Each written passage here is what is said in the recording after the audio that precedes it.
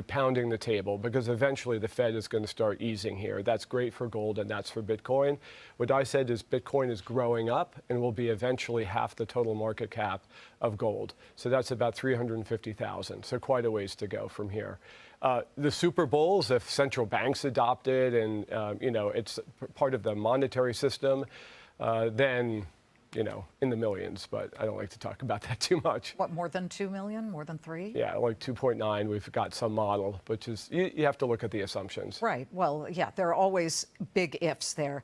Where are you as an ETF guy with all kinds of different ETFs, everything from fixed income to, who knows, staples, consumer cyclicals, et cetera. Yeah. Where do you put your personal money right now? I like longer term trends because I feel like, okay, it'll be a bumpy ride, but I like to have conviction about something that's going to happen in 5 or 10 years. Mm-hmm. To me, there's no doubt that Bitcoin is becoming adopted the way gold is. I just think it's obvious. Now, I think you have to have your own diversified portfolio, and kind of having a huge overweight to Bitcoin is a personal decision, but I just see that rising. I'll give you another example, India. The Indian economy is the best macro story. Everyone says the stocks are overvalued. I get it, but it's doubtless the Indian equities have done as well as U.S. equities over the last 10 years and will continue to do well. But he was a gold bug. So, yeah. Of course, the founder of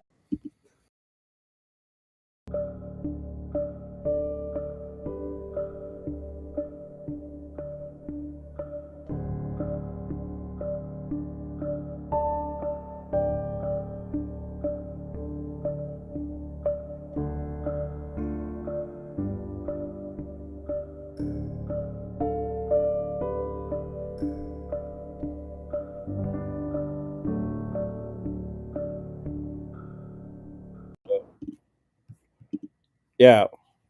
Happy Bitcoin Friday, freaks. It's your host, Odell, here for another Citadel Dispatch, the interactive live show focused on actual Bitcoin and freedom tech discussion. That intro clip was Fox Business with the VanEck CEO, humbly calling for $2.9 million Bitcoin per his model. Says that Bitcoin will be worth half the market cap of gold.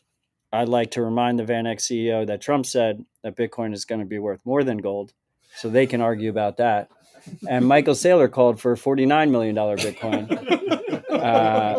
which if you're wondering what the environment was when I started doing 200K by conference day in all caps, it was kind of like this. And it kind of makes me want to just go $200 million by conference day. But I'm going to stay humble and not do that this cycle. Just stay humble, stack sats, and focus on improving your skills. Guys, we have a crazy rip today.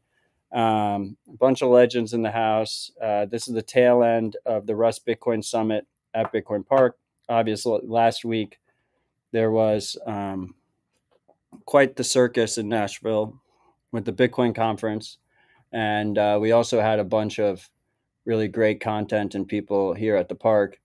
But we're a little bit masochist here at the park. So, of course, a Rust Bitcoin Summit was planned for the week following that. And these gentlemen just wrapped on that. So without further ado, let's get to the show. I mean, I think we're going to probably have in total maybe 15 to 18 guests on this rip, and they're going to cycle in and out.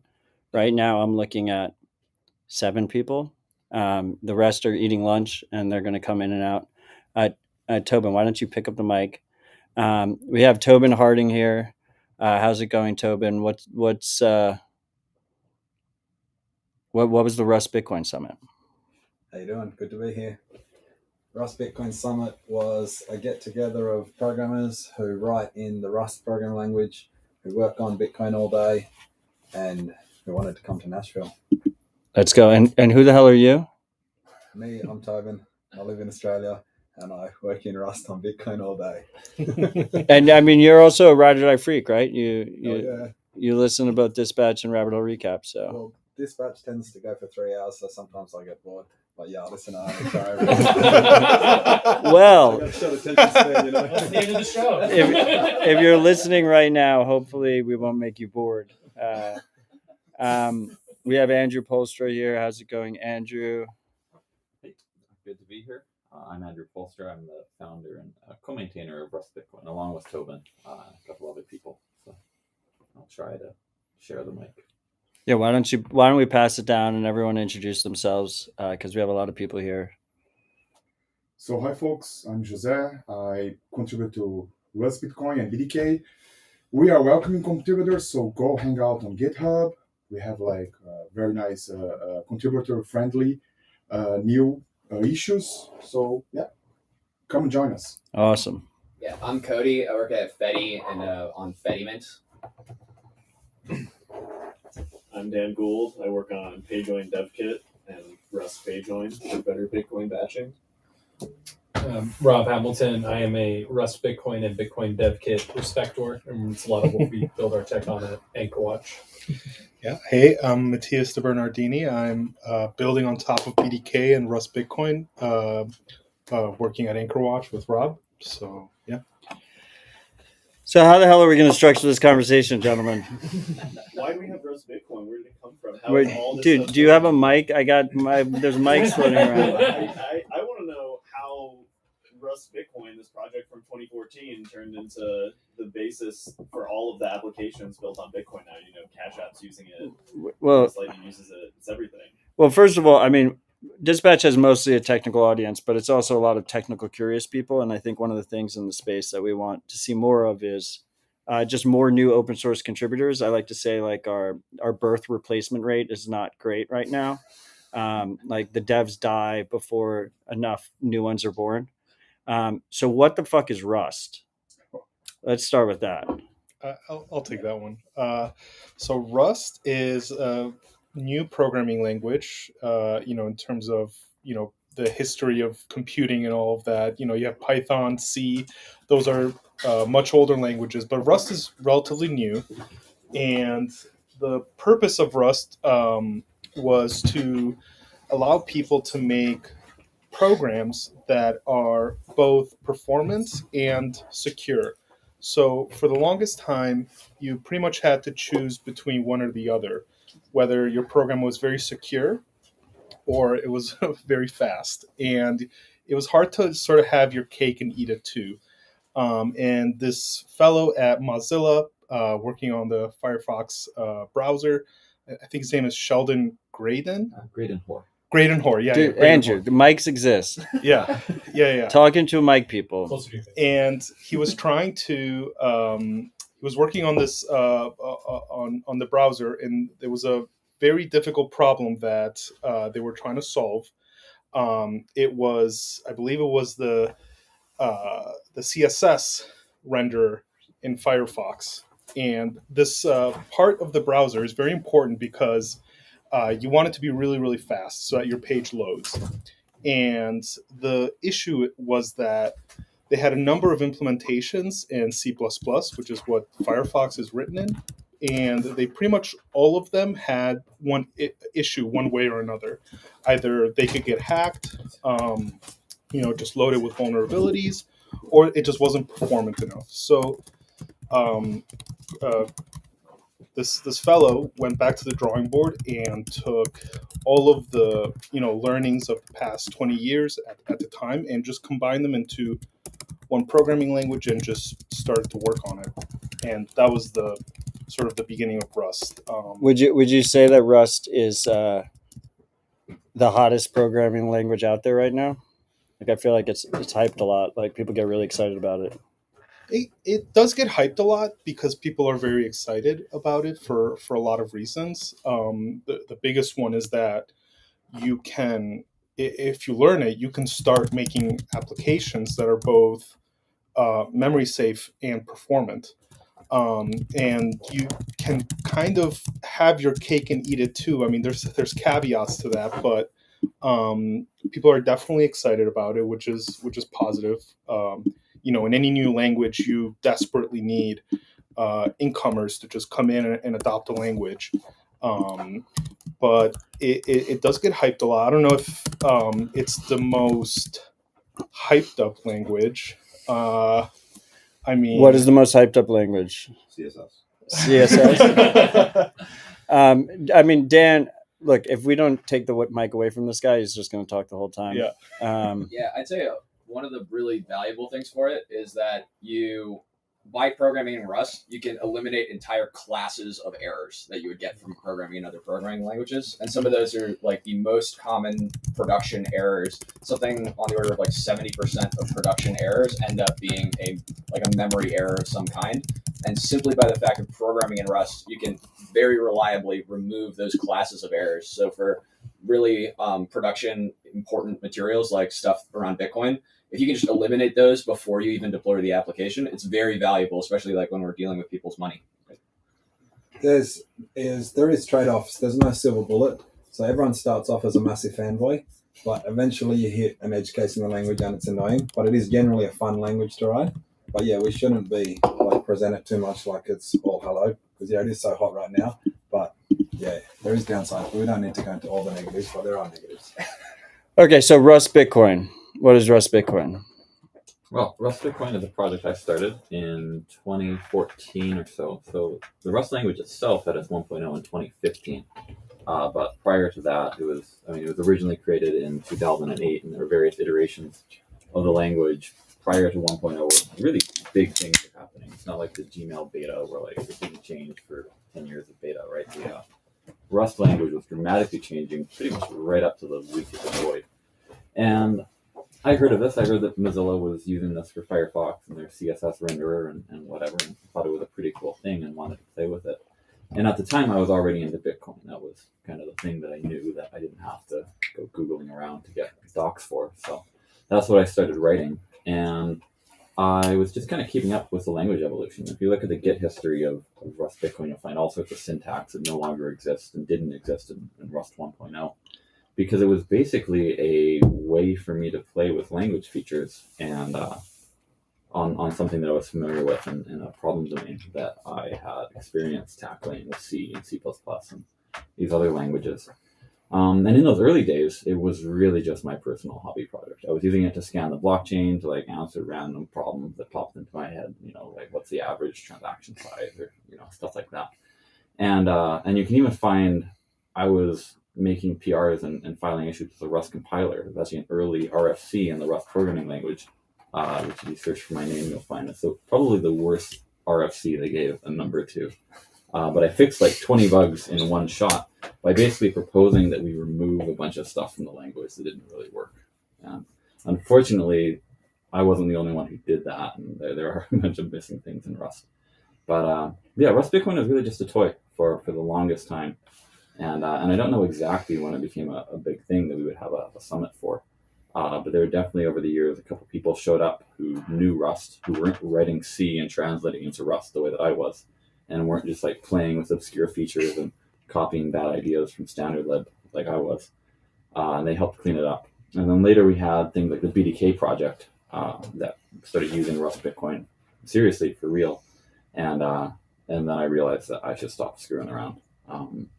And at some point I will actually stop screwing around, but I've definitely realized that I should stop.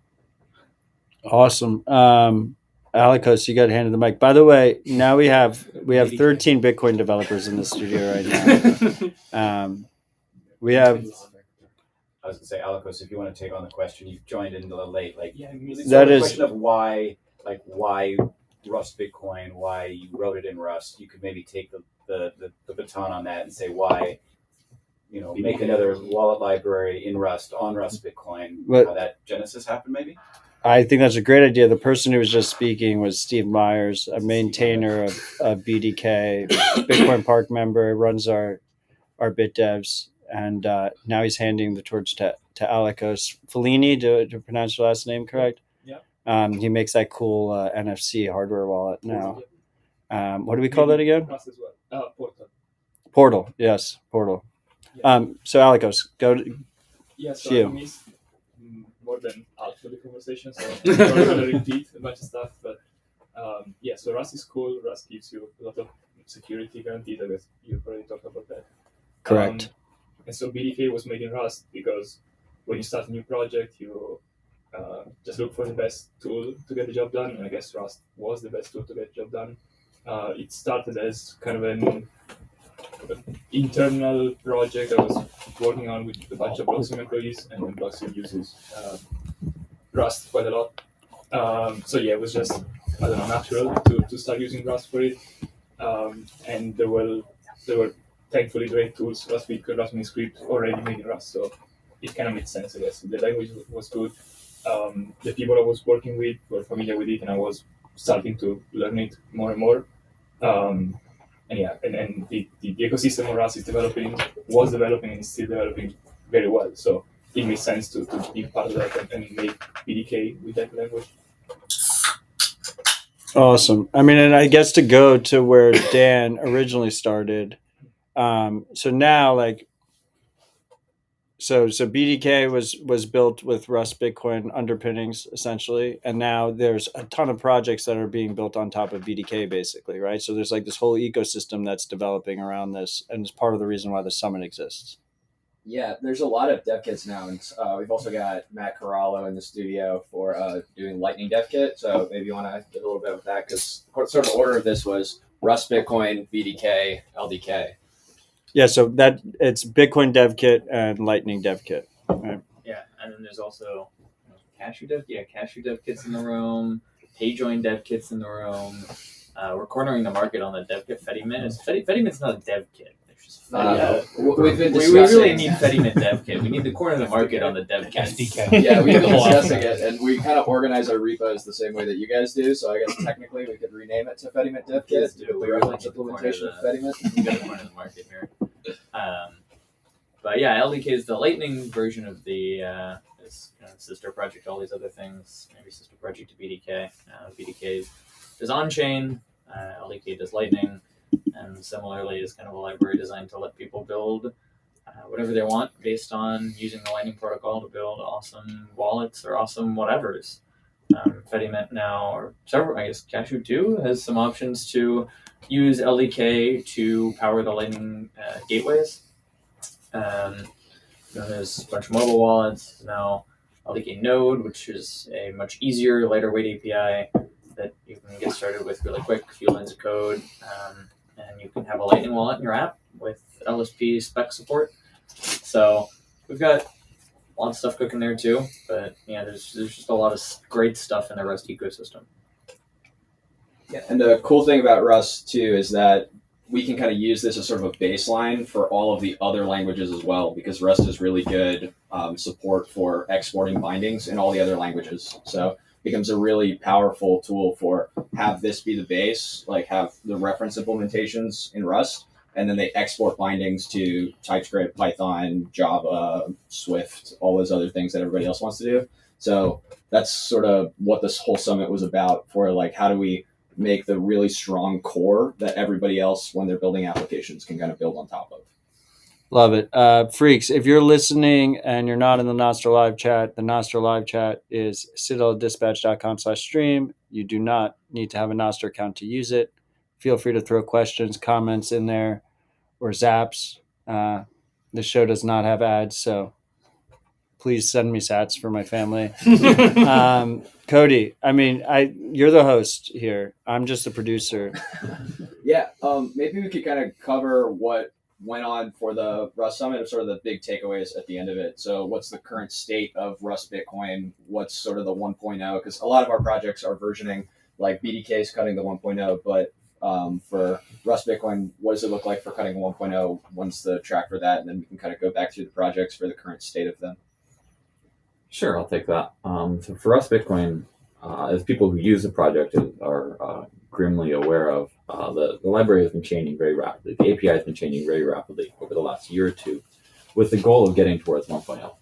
And for 1.0, we really want a API where we're using the features of the Rust language to create an API that's quite hard to misuse. And better than that, an API where when you try to use it, it guides you by the shape of the API and what functions are available and what conditions are on those functions into doing the right thing. So that kind of complicated protocols, like, for example, building an address from a series of scripts and then building a tap tree, for example, there's sort of only one way. As a developer, right, you've got a pile of scripts, and there's really only one way that you can put those together with the API to get an address out, right? And that one way should be something that I mean, ideally, you just type stuff and then you get close enough, the compiler will tell you, and if not, you read the docs, sort of thing. And the library is not there yet. It's improving with every iteration for sure, but there's still lots of weird, crufty things where you can do wrong things. So, for example, in our BIP32 module, BIP32 is a way of deriving secret keys and public keys for wallets. And the way it works, you have kind of a series of 31-bit numbers that are between 0 and about 2 billion. And you can construct these in Rust Bitcoin with numbers that are out of range right now. And the API will let you do that. It's not going to tell you that you've done anything wrong. It will just do unexpected and non-standard things when you do this. So there's stuff like that we want to clean up. But as a consequence of this, and a consequence of Rust itself having a gazillion crazy features for API designers, all of which have sharp edges and surprising limitations you don't notice till months into trying to use them. There have been big changes to the library and lots of simultaneously very fast changes in that we're changing a lot of stuff, but also very slow in that we wind up having kind of long arguments about individual pieces of the API. So every 6 to 12 months, we do a release with all of the crazy breaking overhaul changes that we've done. This pisses off all of our users who immediately have to rewrite their code. They'll find that there's some functionality they were depending on that we forgot to maintain when we were tightening up the API. And then they come to complain at us, and we're like, oh, well, we're in the middle of doing another round of that. But yeah, we'll double back and fix your thing when we get around to it, we promise. So the first day of the summit was Tobin and I going up there and kind of talking about what we're planning to do to make everyone's lives miserable for the next few months. And we prepared maybe 0 minutes of material on this, and nonetheless, we had 4 hours of people yelling at us saying, like, stop this, like, please, like, surely there's some way that we can do this with a minimum of pain. And where we landed, well, there's maybe 2 takeaways. So one is that much of the ecosystem said, you know what, we're going to freeze on Rust Bitcoin 0.32, and we're not going to follow your updates for a little while until it stabilizes a bit. But the other thing is that kind of our first order of business in Rust Bitcoin is that we're going to pull the core components of the library, the structures that represent transactions and blocks and the basic building blocks. We're going to pull those into its own library called Bitcoin Primitives, because we pretty much nailed down what those look like. Maybe not every single feature, but definitely the core functionality. We'll pull that out. We'll stabilize that. That will be a thing that never changes. And that will reduce a lot of the breakage, because at least you've got that core library at the center, and your dependence on Rust Bitcoin and its crazy changes are limited to maybe the edges of your library or things that are easier for you to update. Yeah, I don't know much to add to that. More about what we did. Yeah, I don't have much to add to that. I mean, Andrew just like handed Tobin the mic, and Tobin felt compelled to say something. Yeah. So Cody, where next? So then the next day we had BDK, and so building off of the discussions of where we're going to go with Rust Bitcoin, BDK is cutting the 1.0. So maybe Steve, you want to get an update on that? So I could pick up from there. So yeah, we kind of split the 4 days as from the bottom up. So Rust Bitcoin, BDK, LDK, the Fediment, and then what did I miss? Yeah, and then all the anything else, like all the projects. We have a lot of people. So in addition to these base projects, we have a lot of projects built on top of these projects. But back to BDK. So we spent our day kind of like our big milestone was hitting a 1.0, and for us 1.0, actually I should say 1.0 beta. We are probably a year late on this, to be totally honest. But designing, as Andrew mentioned, designing good, hard to abuse APIs is very hard. And I think one of our contributions to the Rust Bitcoin team is that we just brought in a bunch of users that wanted to not learn the intricacies and just get sort of a nice, simple wallet API. So doing on-chain, getting your balance, getting your, making a transaction, doing RBFs, supporting, of course, descriptors with the full manuscript support, Taproot, all that good stuff. Just basically pulling all those components and bringing them together and making a nice, easy-to-use API. But making a nice, easy-to-use API is easier said than done. We also, as part of this, like so Lloyd and Evan were sort of the 2 chief architect guys who had this great idea that, hey, what BDK started as was this simple, single-purpose, make a single-user library. Hey, maybe we could break out some of these pieces and separate out a core chain tracking crate that did all of the logic of managing when there's reorgs and things like that. And then just kind of the wallet piece is just sort of a layer on top of that. So so the scope of what we originally intended for 1.0, so it grew a bit with that entire re-architecting.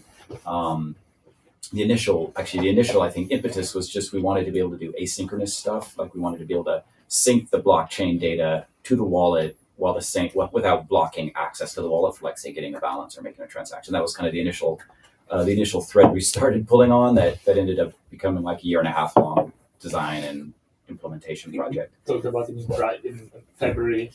Use the mic, Alikos. Sorry. I think we talked about BDK 1.0 in February of last year when we were here, right? Yeah, yes, I think we did. So I think it's almost ready. Yeah, I even had a T-shirt made that said BDK 1.0 World Tour, and it says 2023 on it. And here we are in August 2024. But hey, Sorry for no, that's a good point. So we one of the our goals for this 1.0. We know it's not perfect. Like, you're never going to get a perfect API, but it meets the initial goals. It sets us up with a design that I think will take us forward into making future improvements, and hopefully it gives our users a stable thing to build their applications on for at least maybe to say the next year. And then whenever when Rust Bitcoin is ready with something, whatever their next big upgrade is, we already have a big backlog of things we want to get into, say, a 2.0. So be prepared. But we will, our focus right now with this beta is testing much more tutorial style documentation, as we do get a lot of new folks that are just building their first wallet potentially. So documentation, testing, and just getting it ready to for people to build and support products on that will be living out in the wild. I mean, I think a big mainstream success that we had announced this week was Proton. Yes, Proton Mail created Proton Wallet on top of BDK. A company called Proton Mail that are actually really, true Bitcoiners, and they wanted to do an on-chain self-custodial. Of course, there's always trade-offs, but they're trying to do sort of a mass market wallet, and they've been a great team to work with, and they're very, they basically want all the privacy stuff. So whatever we can give them privacy-oriented, they want it. They want us to put it in there.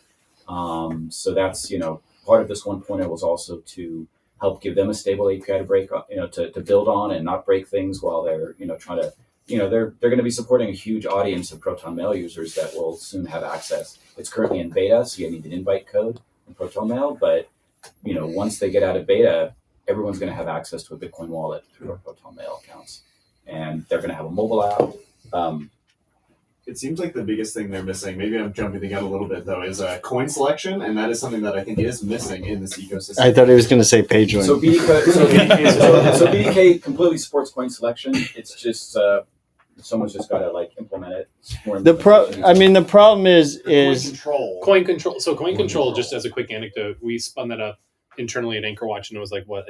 I'm sitting next to Matthias here who coded it. It was like a day, just really quick, one quick endpoint, and we have full coin control in our wallet natively. It was a very quick snap of a finger. The problem is, though, and I think they're going to add it relatively soon, in advanced options. The problem is fundamentally coin control has a UX problem, which is how do you conceptualize this is they're positioning it as my first Bitcoin wallet, right? It's your first touch point into Bitcoin. They have, I don't know how many users. They have a lot of users, and they've never used Bitcoin before. And how do you explain to them how to use coin selection? And so you automate it with page join. You have a queue in the background that automatically do coin control when you receive a page join or when you set one. Yeah. I think they're more interested at this point in things like RBF. Because obviously, fee rates might be low now, but in the future they won't. Well, mempool.space solved that. You just use the mempool transaction accelerator. Maybe Chow pays per parent. I think that might be higher on their part at this moment. But Andrew, you had something? Yeah, well, the way I personally do coin control, right? So I have my coins are all controlled by a series of handwritten wallets from over the years.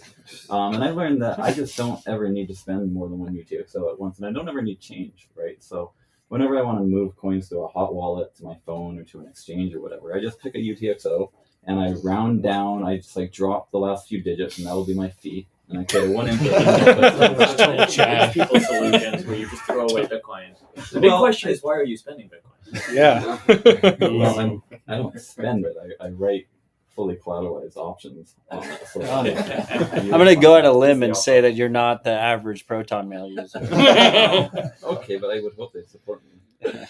I should mention we also have BitKey, which actually, they came out earlier this year, or was it late last year, as a mass market, True. BDK based, meant for first users with multi-sig and hardware support for, protecting the keys.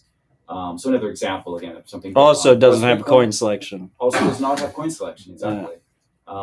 Has tight integration with Exchange, but that's another like ecosystem thing built on Rust Bitcoin, BDK, Rust Miniscript, the libraries. Yeah, one of the big ones I think that came out for BDK Day is it's very, very hard to make these primitives that work for a wide array of users, and so there's a lot of work that's being done of making it simpler. But there's for example, we had a long discussion with BDK about how we could use BDK within the Fedimint wallet, right? But it's like the primitive is a little bit different that we need versus what they need, and while we could probably roll something, the thing that they're designing for is something that's kind of most widely used, and they've already got a good set of users for it. So, and I think another interesting thing that came out from the BDK Day was that there's a lot of new users, and the first thing that they do is, maybe it's because it's like SEO optimized or something, but the first place they land when they start working on Bitcoin development is in Bitcoin Dev Kit, right? So either they'll land in your Discord or any of your other stuff. And then, so a lot of the documentation that BDK said that they would be working on is stuff where integrating it in with other projects, right? And for our team, like we have folks that are focused on language bindings who are also helping with the documentation. That's the other reason, like just for our sanity, to have a stable API. When you're writing tutorial documentation, it's very easy to keep the API documentation in sync, but if you're writing like a nice, easy beginner tutorial, you don't want and we've had this problem, like we're guilty of this, where our tutorial no longer matches our API or any of our code because it's, 6 months out of date. So keeping the API stable for a year or so will help us have documentation that's valid for a year or so, and that we can gracefully upgrade. So we have this problem for when we're discussing users using the software, but we have it all the way down. So we often, first, when I came into Bitcoin, I thought, this is not really that complicated. We'll get on top of this in a few months. And then it turns out there's a few edge cases that you don't get until you've read the specific bit like the third time.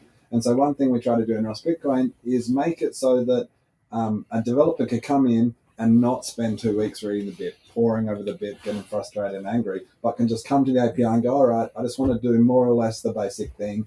That'll do it correctly.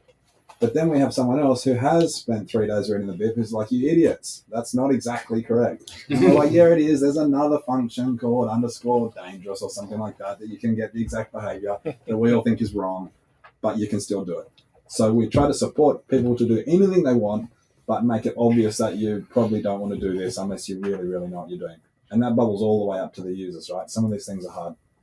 I just wanted to jump on that too, that, part of this breaking up our crate, our Rust crates a bit is this, we've got sort of an opinionated wallet crate and then a chain crate, which has all the little knobs and all the lower level detail stuff that, like, for instance, for Fedi, we'll most likely not use the wallet API because what they're doing is not a standard kind of wallet, but we would use the chain crate. They just want to use all the primitive stuff. So we now have that as an option that we didn't have before, where it was more single purpose before. Jose, you have something? Another takeaway from the Rust Summit is that we do have good API docs, but we need to have kind of like a cookbook, so something that newcomers can see and check how to do like common basic stuff on top of Rust Bitcoin and BDK, and this is something that we are pouring some efforts on. We do have a Rust Bitcoin cookbook, and we have also the book of BDK. And we were thinking of integrating this kind of like top-level, user-friendly docs and tutorials into a single one, so that we can also link stuff and share like efforts between Rust Bitcoin, BDK, Fedimint, LDK, and so on. So this is something that we are working on as well. Yeah, I wanted to plug again also the language bindings, which falls into this, which is, if you're a new person, you may not want to learn Rust, and you don't have to. This is something that came up also in the Rust Bitcoin section was, I think we have sort of a general agreement that, if somebody wants, we'll create a project to support the Rust Bitcoin, and then we also have for people who don't want to use the BDK wallet stuff, we'll have some just like primitive stuff from Rust Bitcoin available in other languages. That's like Swift, Kotlin, the biggie Swift, Kotlin, and Python are the kind of, a lot of people use those, especially on mobile. And for BDK, we have extensive support for those languages, as well as like examples how to actually build it for these mobile apps, because we want more mobile wallets. Yeah, well, maybe a success story in Rust Bitcoin regarding trying to figure out how to support everything that's written in a BIP versus making things accessible and understandable, and also documenting it, is what we did with the lock times in Rust Bitcoin. The lock time story in Bitcoin is pretty complicated, right? There are relative lock times, there are absolute lock times. There are lock times specified in terms of number of blocks, ones that are specified in terms of seconds. There are kind of obvious edge cases there. There are non-obvious edge cases. What does it mean to have a lock time of seconds? But what it means is if you look at the blockchain and you look at the most recent 7 blocks and you take the median of those 7 blocks. 11. It's 11. Sorry, Rob's telling me it's 11, not 7. And then there are multiple ways that these lock times are encoded, right? So every input, an absolute lock time is encoded per transaction, but a relative lock time is encoded per input, right? Because it's about the age of the individual inputs. And then there's a question about what happens when you have multiple inputs that have different kinds of lock times, or how do they mix? If multiple participants are trying to build this stuff, the lock times are encoded in a field of the transaction relative lock times called the sequence number. Well, there's a limited range of sequence numbers that actually represent lock times conceptually, and then there's kind of a separate range of valid values that represent lock times when they're used in the check sequence verify or check lock time verify opcodes. And so for a long time in Rust Bitcoin, we were basically just using 32-bit integers for representing lock time, and telling users that you gotta make sure that you're within the rules if you want to use this. And some people, maybe it was Kix, I don't remember who exactly showed up and said we got to make a proper API with proper types, and you can't construct the types unless you're within the semantics of the BIP. And I basically argued nobody can possibly know the rules for lock times.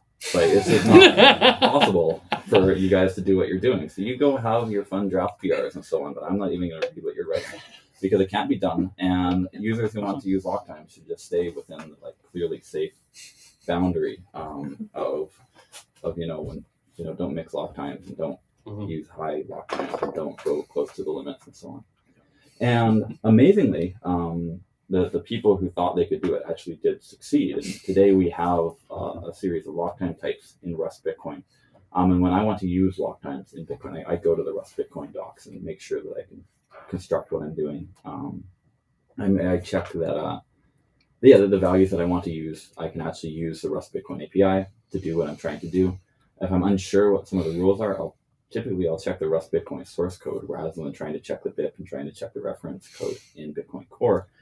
And if I need to dig into the BIP stuff, the API documentation for Rust Bitcoin has citations to the BIP for every rule that we have and everything that we do.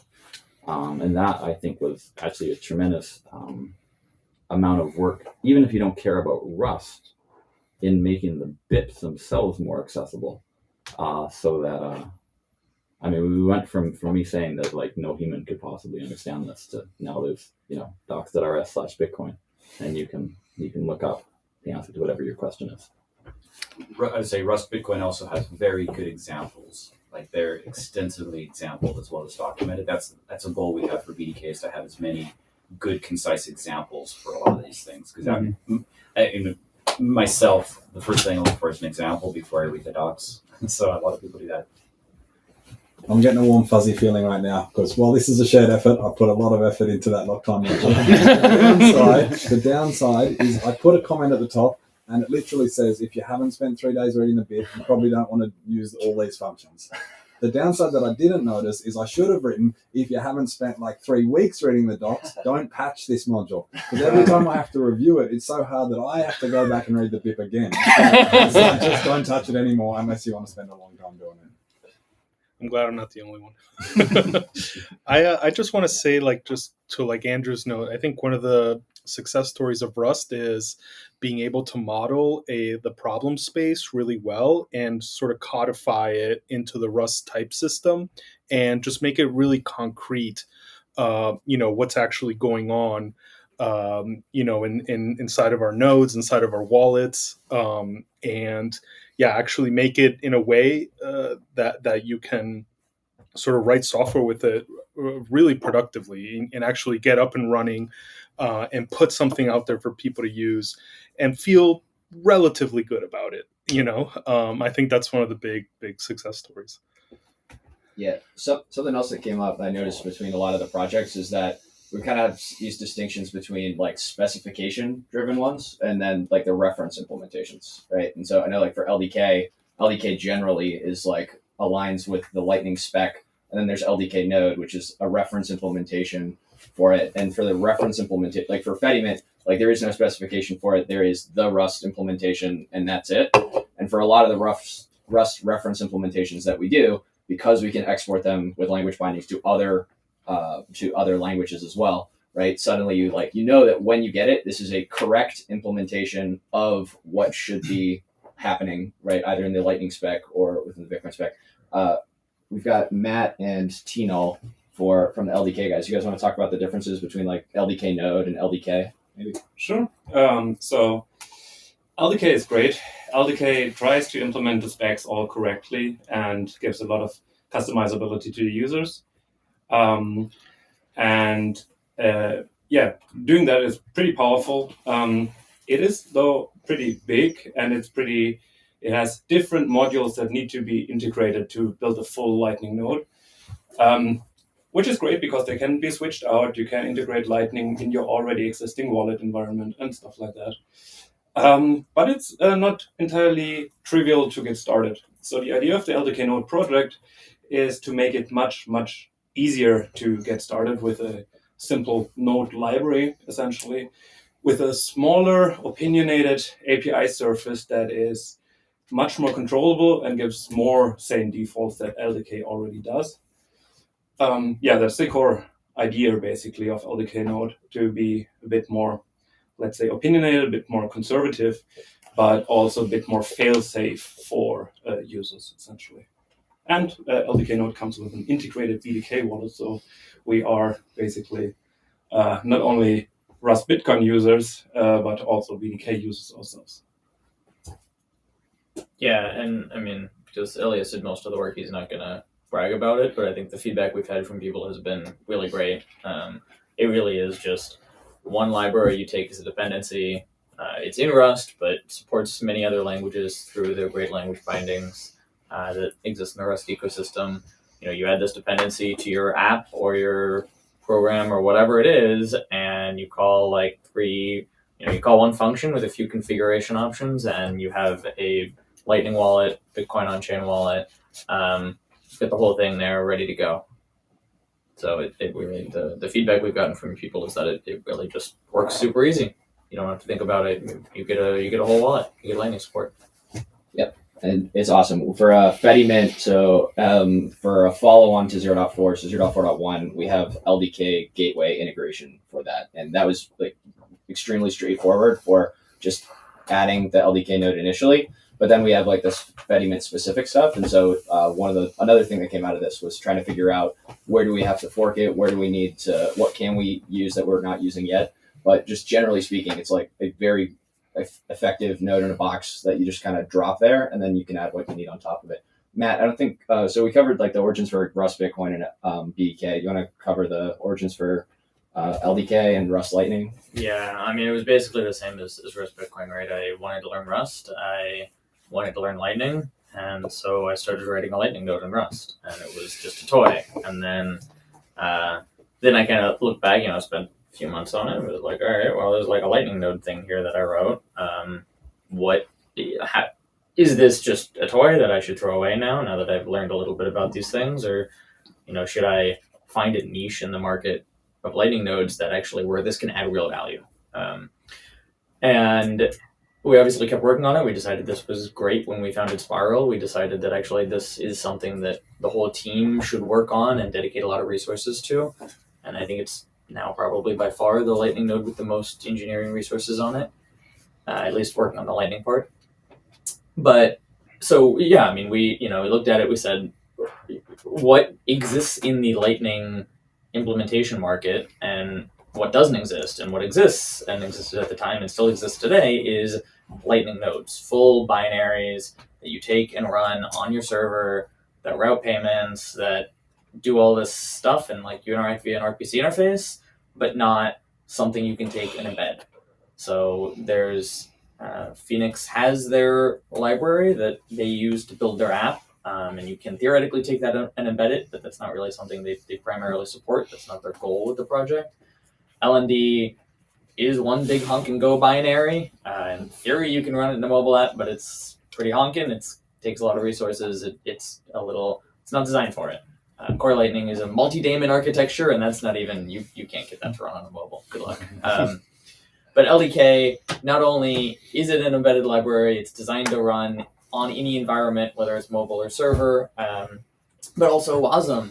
So, we do all kinds of crazy stuff, like we stub out the TCP library so that it's actually an interface. And this lets people like Mutiny go and take LDK, embed it in their WASM binary, embed a WASM binary of it in the browser. And when they want to make a raw TCP connection out to a Lightning node, they can do that. They just have to stub it out and use a proxy that proxies out via WebSockets. So we stub out everything. Like Elias mentioned, this does make our API pretty big. Every system call, anything is configurable by the user, and it's just a lot of work to have to configure all that stuff. So that's why LDK Node exists. But for those who want to do something super custom, want to embed Lightning in some really weird environment, that's why it exists, and it works great for that. And it's the only game in town still. Very cool. Yeah, I think for now, can we talk about why Cody's not wearing shoes? I just took them off. Good to go. Make yourself at home. Okay. I think there's got to be more to this. No, they're right here. Maybe let's go. Yeah, maybe let's go around again, and for what the contributor set looks like right now for each of the different projects, right? Like sort of, I think for people getting started within Rust Bitcoin, and like we said, like they kind of land at BDK, but for like more on the dev side for contributors, right? Of like, what does it look like right now, like for maintainers versus kind of infrequent contributors, and then like places where maybe you're missing like dev talent that you'd like want to have. I mean, honestly, on Rust Bitcoin, because as I mentioned, we're changing the API so quickly and doing so many crazy things, it's a little bit hostile to new contributors. And I don't mean that like we're mean. I try not to be. Sometimes you're not intentionally hostile. Yeah, we're not intentionally personally hostile, but the environment is like when you show up and you're trying to do stuff and you're like, oh well. For one thing, there's a lot of issues that look like they're straightforward, like newbie issues, where one of us just kind of like threw up an issue to remember something like, oh, we should restrict the range of BIP32 numbers, right, kind of thing.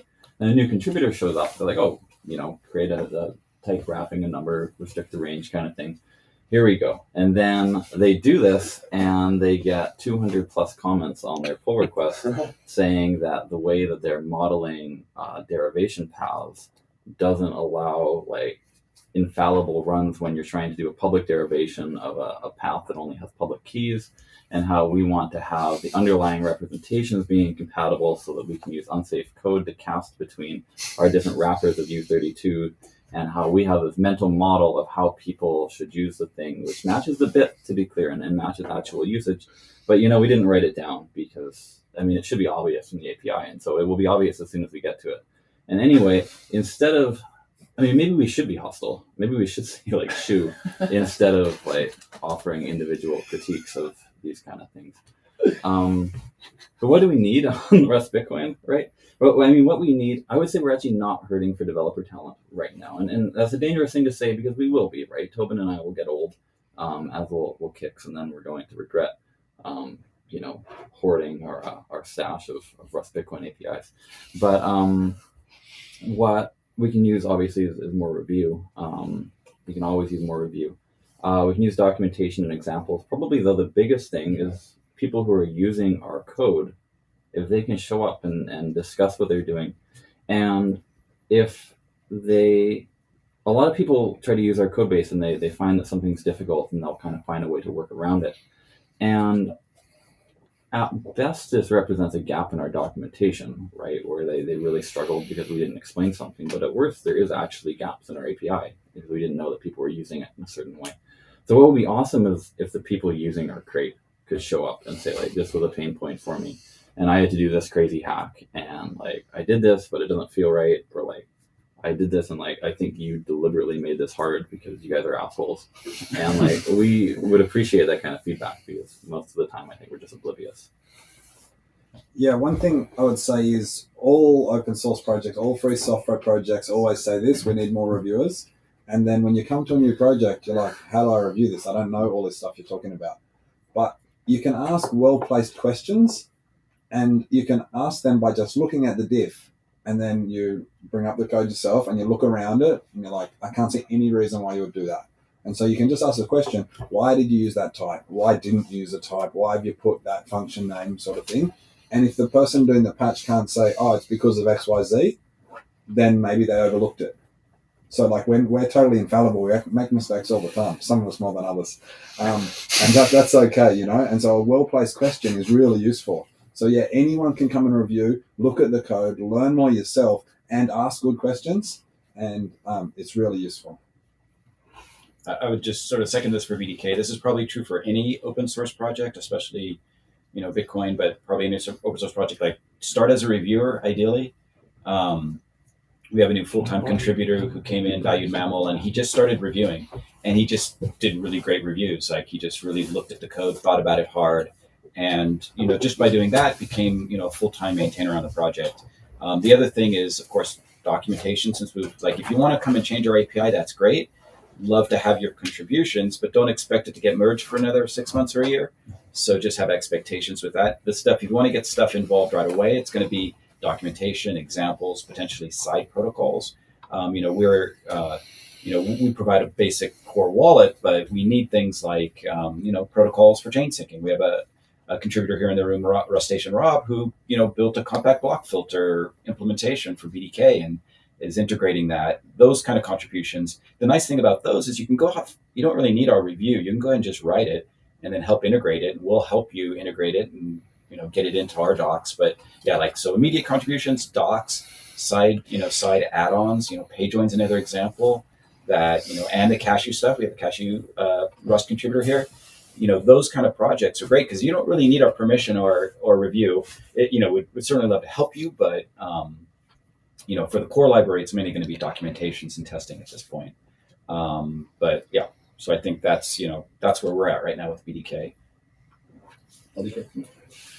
Yeah, I mean, in LDK, we also really welcome any new contributors generally. I would second, like, starting with review and just starting basically asking questions is often the right way because, of course, new contributors also costs basically review time, especially in the beginning. And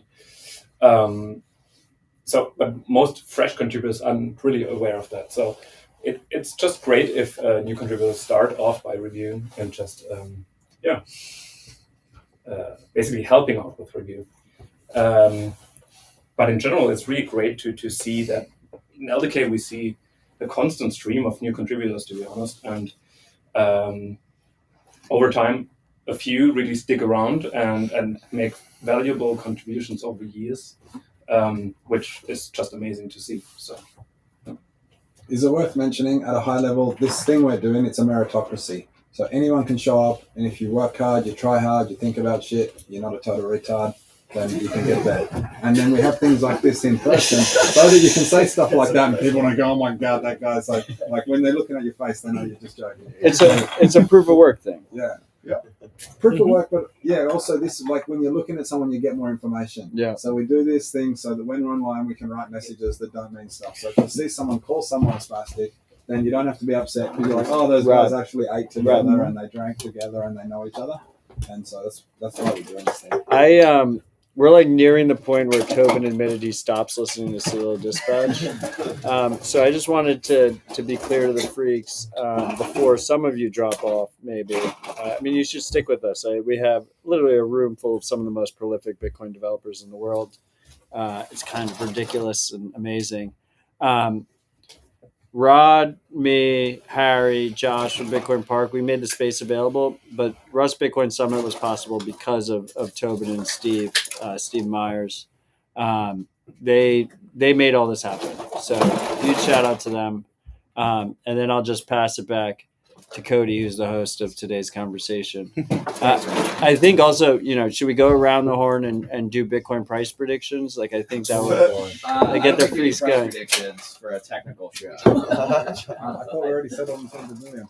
Yeah, 200 million Soft by forward conference. predictions. There we go. Anybody think that 2.9 is bearish? Yes, 2.9. I'll go All with the that hands are up. without an absolute number. What can we do? Let's keep this over under on Opcat. Yeah. Oh, that got spicy. Yeah. If I could add one more thing just on the Fediman side, and this is also something You're the from host. Rust Summit that I saw a lot, is that I think for everyone here got a lot of good feedback from knowledgeable people who hadn't used their project before, like documenting their experience with first coming to it. Right? So it's like when you first, like a lot of people, we see this a lot with Fediman, and it's hard to get the feedback for it, but one of the most valuable things you can do as a new contributor is documenting your experience of first coming to the project and trying to set it up, trying to run it yourself. Because normally people, if they get stuck, then they just go away, right? But if that doesn't end up in a GitHub issue, if that doesn't end up in something being told to the Rust Bitcoin guys, the BDK guys, the Fediman guys, then it's not something we can fix. And so I think everybody here at the Rust Summit had a lot of good experiences with people trying out their project from the other projects, because they don't know how specifically how to use LDK, for example, but they're relatively knowledgeable. So relatively knowledgeable Rust programmer runs into an issue, that's something that needs to get documented. And so anybody coming to the project who can open an issue like that, that's extremely valuable. But maybe. Was it? Before we lose folks, I just want to say how important it is to support open source. All of this is possible because we have very big and bright ideas. We have OpenSats, we have Brink, we have Sparrow, who kind of help us organize the summit. We also have we also have Casa 21 at Brazil, who also supports open source devs to also work on Rust Bitcoin and related stuff. Riot platform. Yes, Riot platform as well.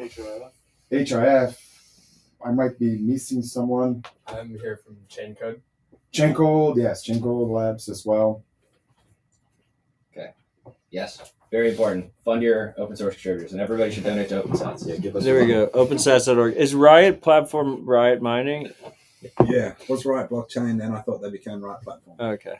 Are they Riot mining now? I don't know. They're awesome. I don't know what the name is. Let's call them Riot. Yeah. No one knows what I'm talking about. Okay. Well, then you said Riot platform, and I had no idea what you're talking about, so I had to double check there.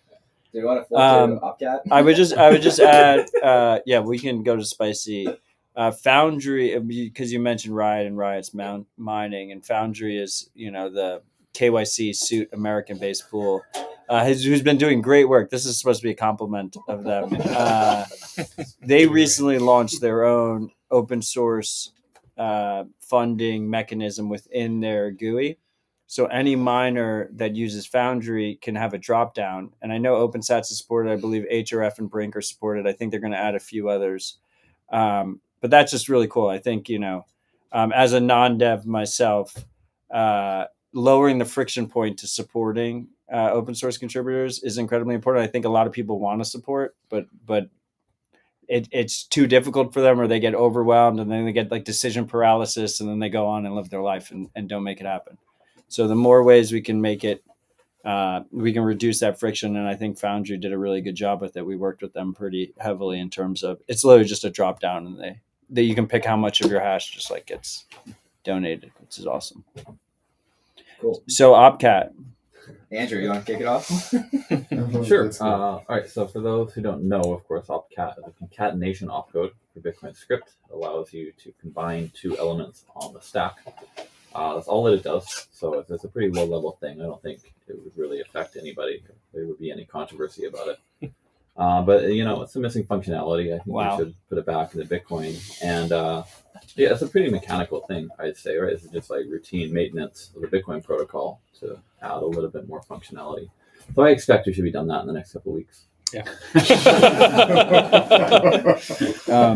Does anyone have a different opinion? Well, I think a big takeaway from the Bitcoin that was in Austin about script and opcodes was that the order of these things is currently a sufficient argument against basically anything that you want to add to Bitcoin is that it has potentially unforeseen consequences. Right. Right. And so one of the big announcements that Rusty Russell did at Bitcoin was announcing his great script restoration project, which is a mechanism of basically writing the script interpreter in a way where you can define the effect of adding a new opcode into it. And so, for example, for Opcat, if on the engineering side, you can prove before you activate it that this is not going to increase the worst case validation time for a block, right? Then that gets rid of a whole class of arguments, which I think is sufficient for anybody now that Bitcoin is so big to halt any new opcode activation or any sort of functionality upgrade, just generally speaking, right? So like in the Twitter sphere, if the fact that there are unanswered questions about this opcode, I think that's sufficient for them to say, no, I don't want to support it, right? Yeah, I mean, the concern is like edge cases that people that like Andrew can't foresee. Exactly. And the goal of Rusty's Great Script Restoration project is what if we can define beforehand what this is going to look like and prove that there's not going to be this edge case when it comes to increasing validation time of a block. Right. From a technical perspective, Cody's totally right. Right. There are some ways that we could extend Bitcoin that actually would break the validation model and or would make it harder to reason about the validation model. You can imagine adding opcodes that did like random disk access or opcodes that added extra metadata to UTXOs and meant that when you were checking whether coins have been spent or not, there's lots of weird things that you're doing. One of the biggest ironies of Opcat, right, is that it's very easy to reason about in terms of node costs, right? It doesn't introduce any new ways to introspect transactions. It doesn't introduce any new ways to do transactions. All it does is take two elements from the stack while you're running a script and put them together. But if you go to a higher layer, it turns out that this allows you to get access to transaction data on the stack. And you do this by using the checksig opcode, which is an opcode that reads the whole transaction and checks that you signed all of it. Using Opcat, you can kind of like, in conjunction with checksig, you can kind of pull the transaction data out of that. And as a result, now you can do things like covenants, and now you can do things like colored coins directly on chain, and you maybe could do like dexes or some sort of multi-asset thing. And you've got to think about MEV, and you've got to think about mining incentives, and the whole thing quickly becomes kind of intractable in much the ways Cody was worried about from a technical perspective. But here we're on a much higher layer trying to reason about economic incentives in a world where people are doing arbitrary scripts. I think Alicos is in line, but whatever. Actually, yeah, you talk. Yeah, I was about to say pretty much the same thing. So I think the problem with engineers, and my personal opinion on Opcat is I don't care. Like I personally don't have any use for it. The thing I'm working on right now don't have any use for it. So I personally don't care whether it goes in or not. So I'm not speaking against it because I don't like it or something. I mean, feel free to speak against it if you like. No, I mean, yeah, what I want to say is pretty much what Andrew said. So engineers kind of get stuck into this. I can prove there's no additional cost to validate. That's okay, that's fine. But then there's potentially unintended consequences that happen because of new use cases that you've enabled. So Yeah, okay. So I've heard very, very smart people in this room at other times, not to quote people out of context, but say things along the lines of Opcat may introduce non-trivial MEV vectors. But I never understand what people mean by that. It seems like nobody's able to specifically talk about the MEV vectors that get introduced. So I was having lunch, but we were listening to the live stream in the other room, so so I didn't finish my lunch. I'm a little annoyed right now. Thank you for your sacrifice. Yeah. I think so. Unlike every other self fork we've ever done, covenants might materially change the kind of high level things you can do with Bitcoin. Like SegWit enables some things with the no malleable transaction IDs, made Lightning more practical, made a lot of things more practical, same with CSV, but the amount of new things you can do with those pales in comparison to covenants. And I think we've seen this with a lot of discussion around all kinds of ideas that people have for covenants, both with CTV, so non-recursive covenants, and now there's more discussion about recursive covenants again. So CAT does enable fairly inefficient, but in theory, arbitrary recursive covenants. So if you imagine, and I think it's important to recognize this because we can't screw Bitcoin up.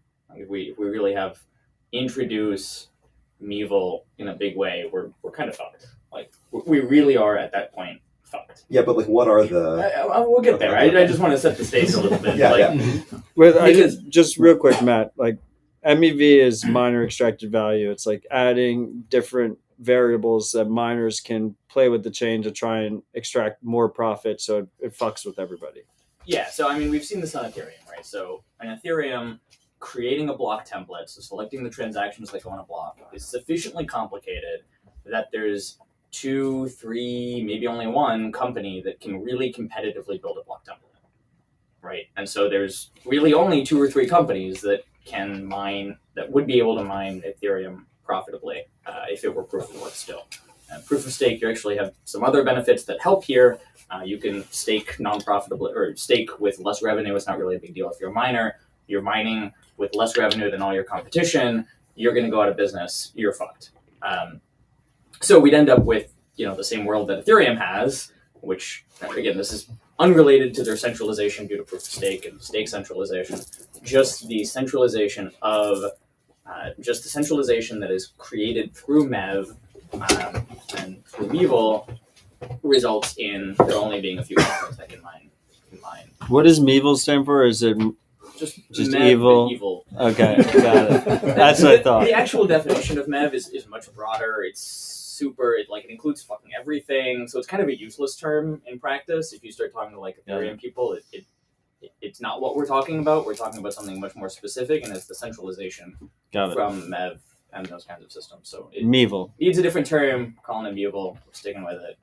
But anyway, so to answer the original question, there are a number of different MEV vectors in Ethereum that create a lot of the MEV, but I think by far and away the biggest, or maybe 30 or 40% of MEV, is DEX volume. So people trading their random coins, some NFTs for USDC usually, but often Ethereum itself.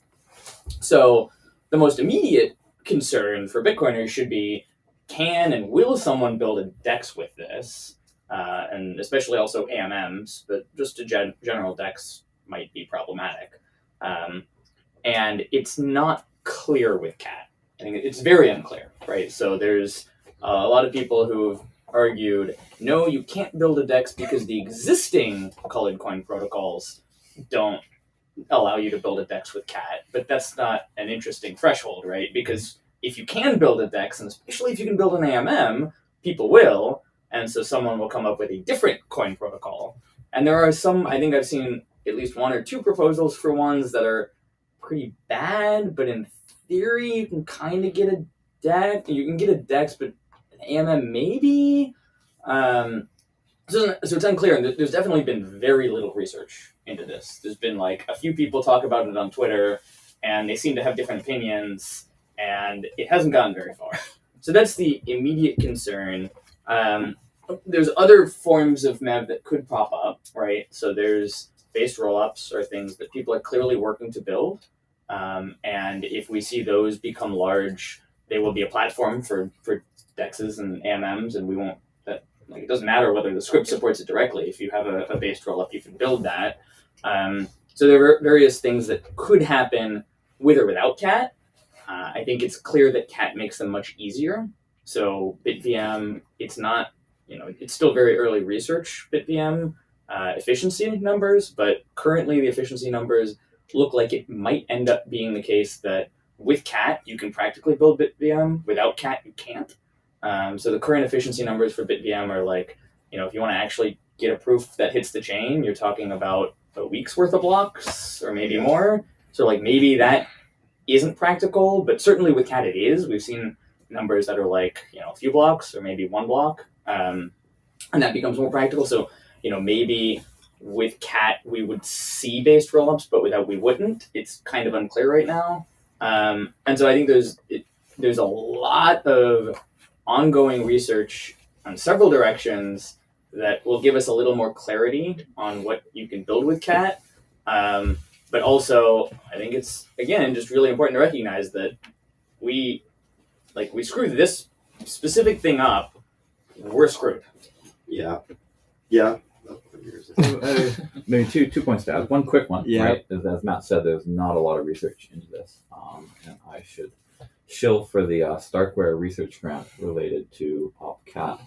If you have any ideas for how OpCat can benefit, or more importantly, can harm Bitcoin, you can look up the Starkware OpCat research grant. They have $1 million that they're ready to give out for small, kind of like 3 to 6 month research grants.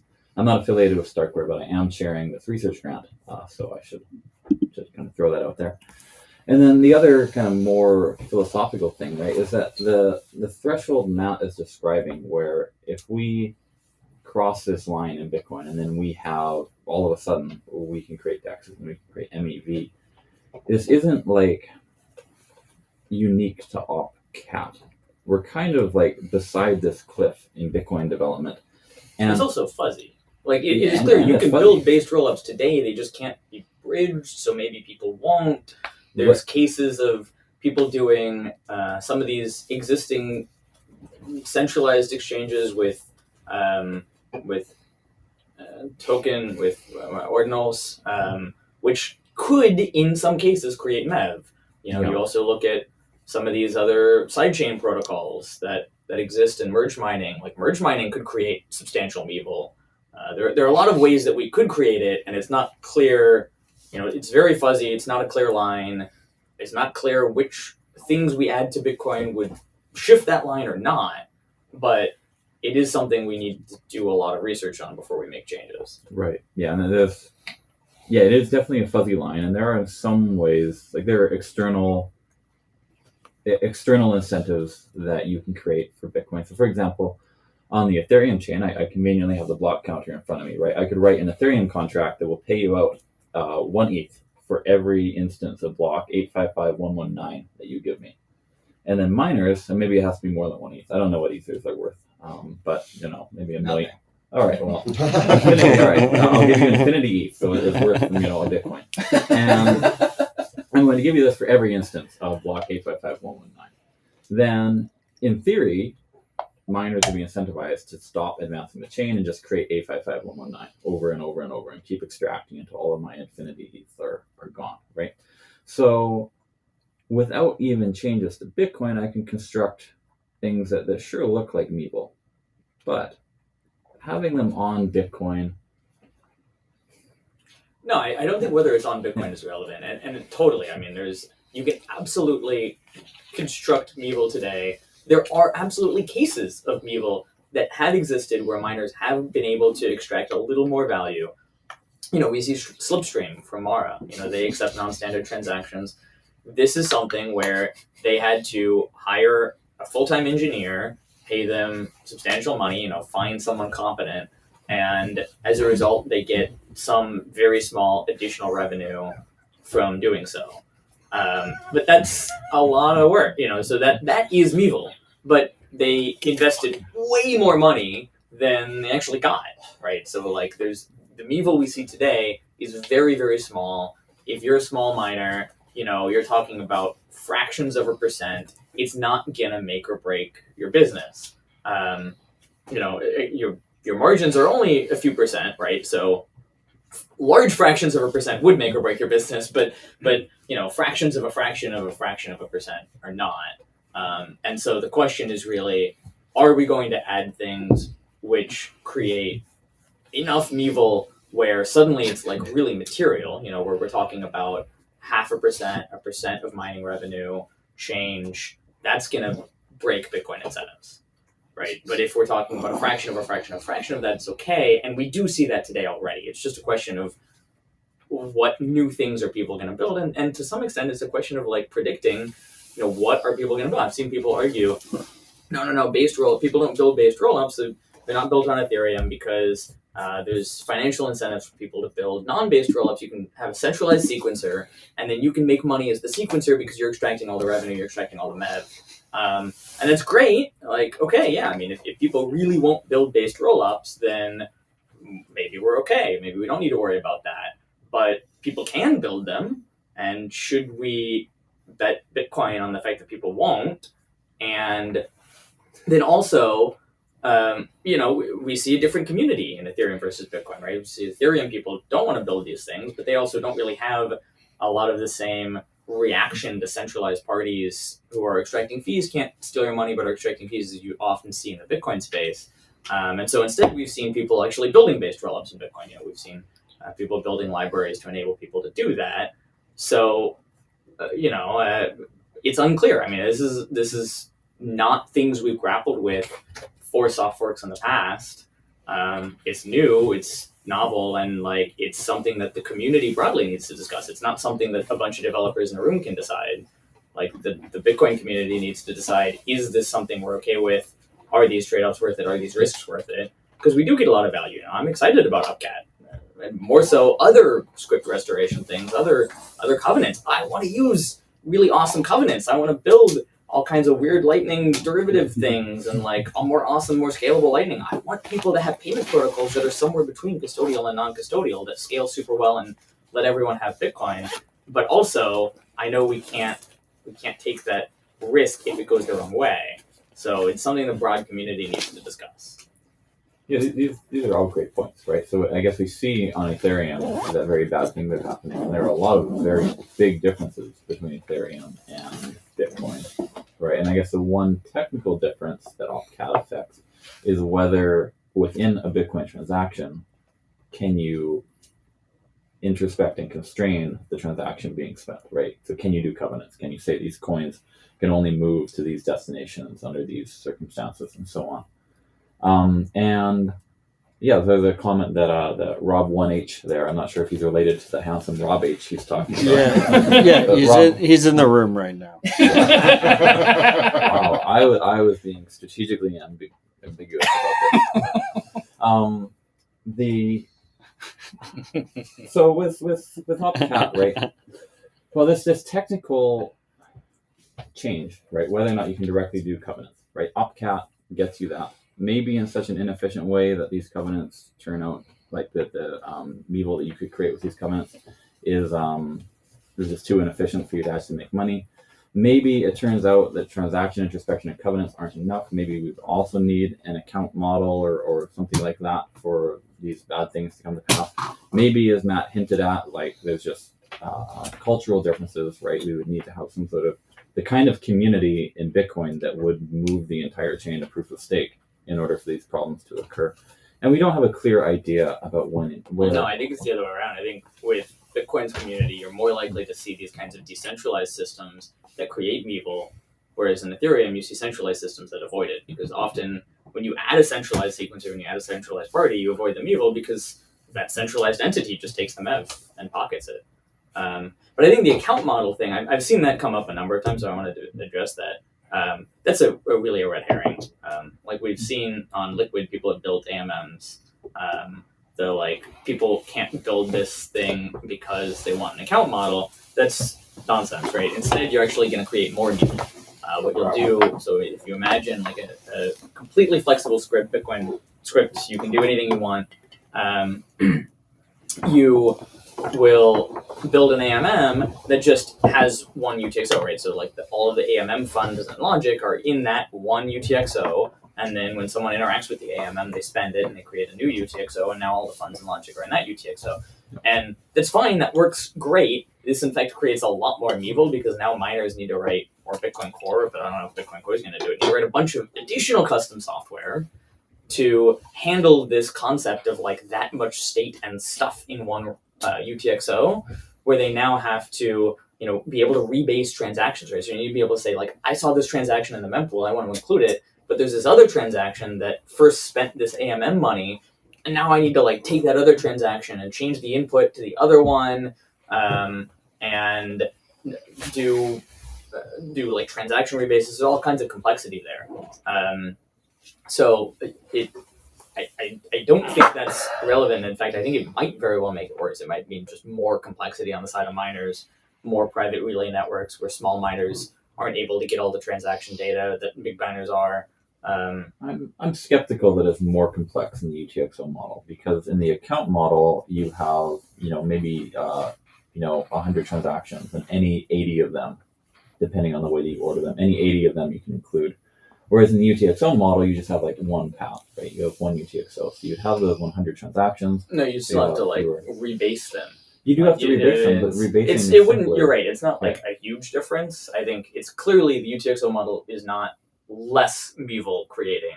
There's a little more complexity. Miners have to write a little more software. Hopefully, that software is not too complicated, and so it's going to be okay. But they do have to do more work because they have to do this kind of rebasing logic. They have. I don't think that's more work. I think that's less work. Well, I mean, it's just work that you didn't have to do otherwise.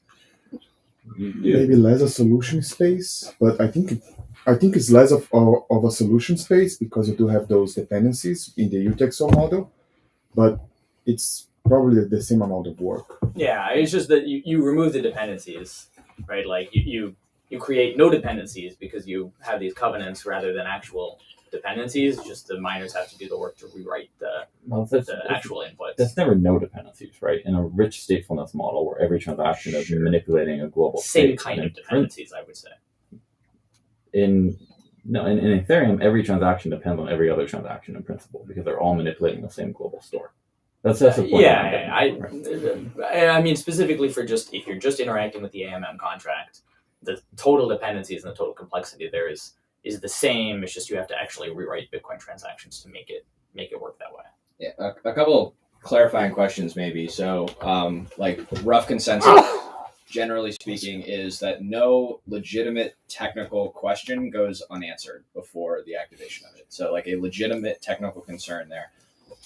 Based on the way Bitcoin, like pre-script restoration project, is there anything that we could do for activating opcodes, anything like that, where we could answer the technical on the end? Like I know, like I was focused on the engineering side, but like that's the thing that we can directly control.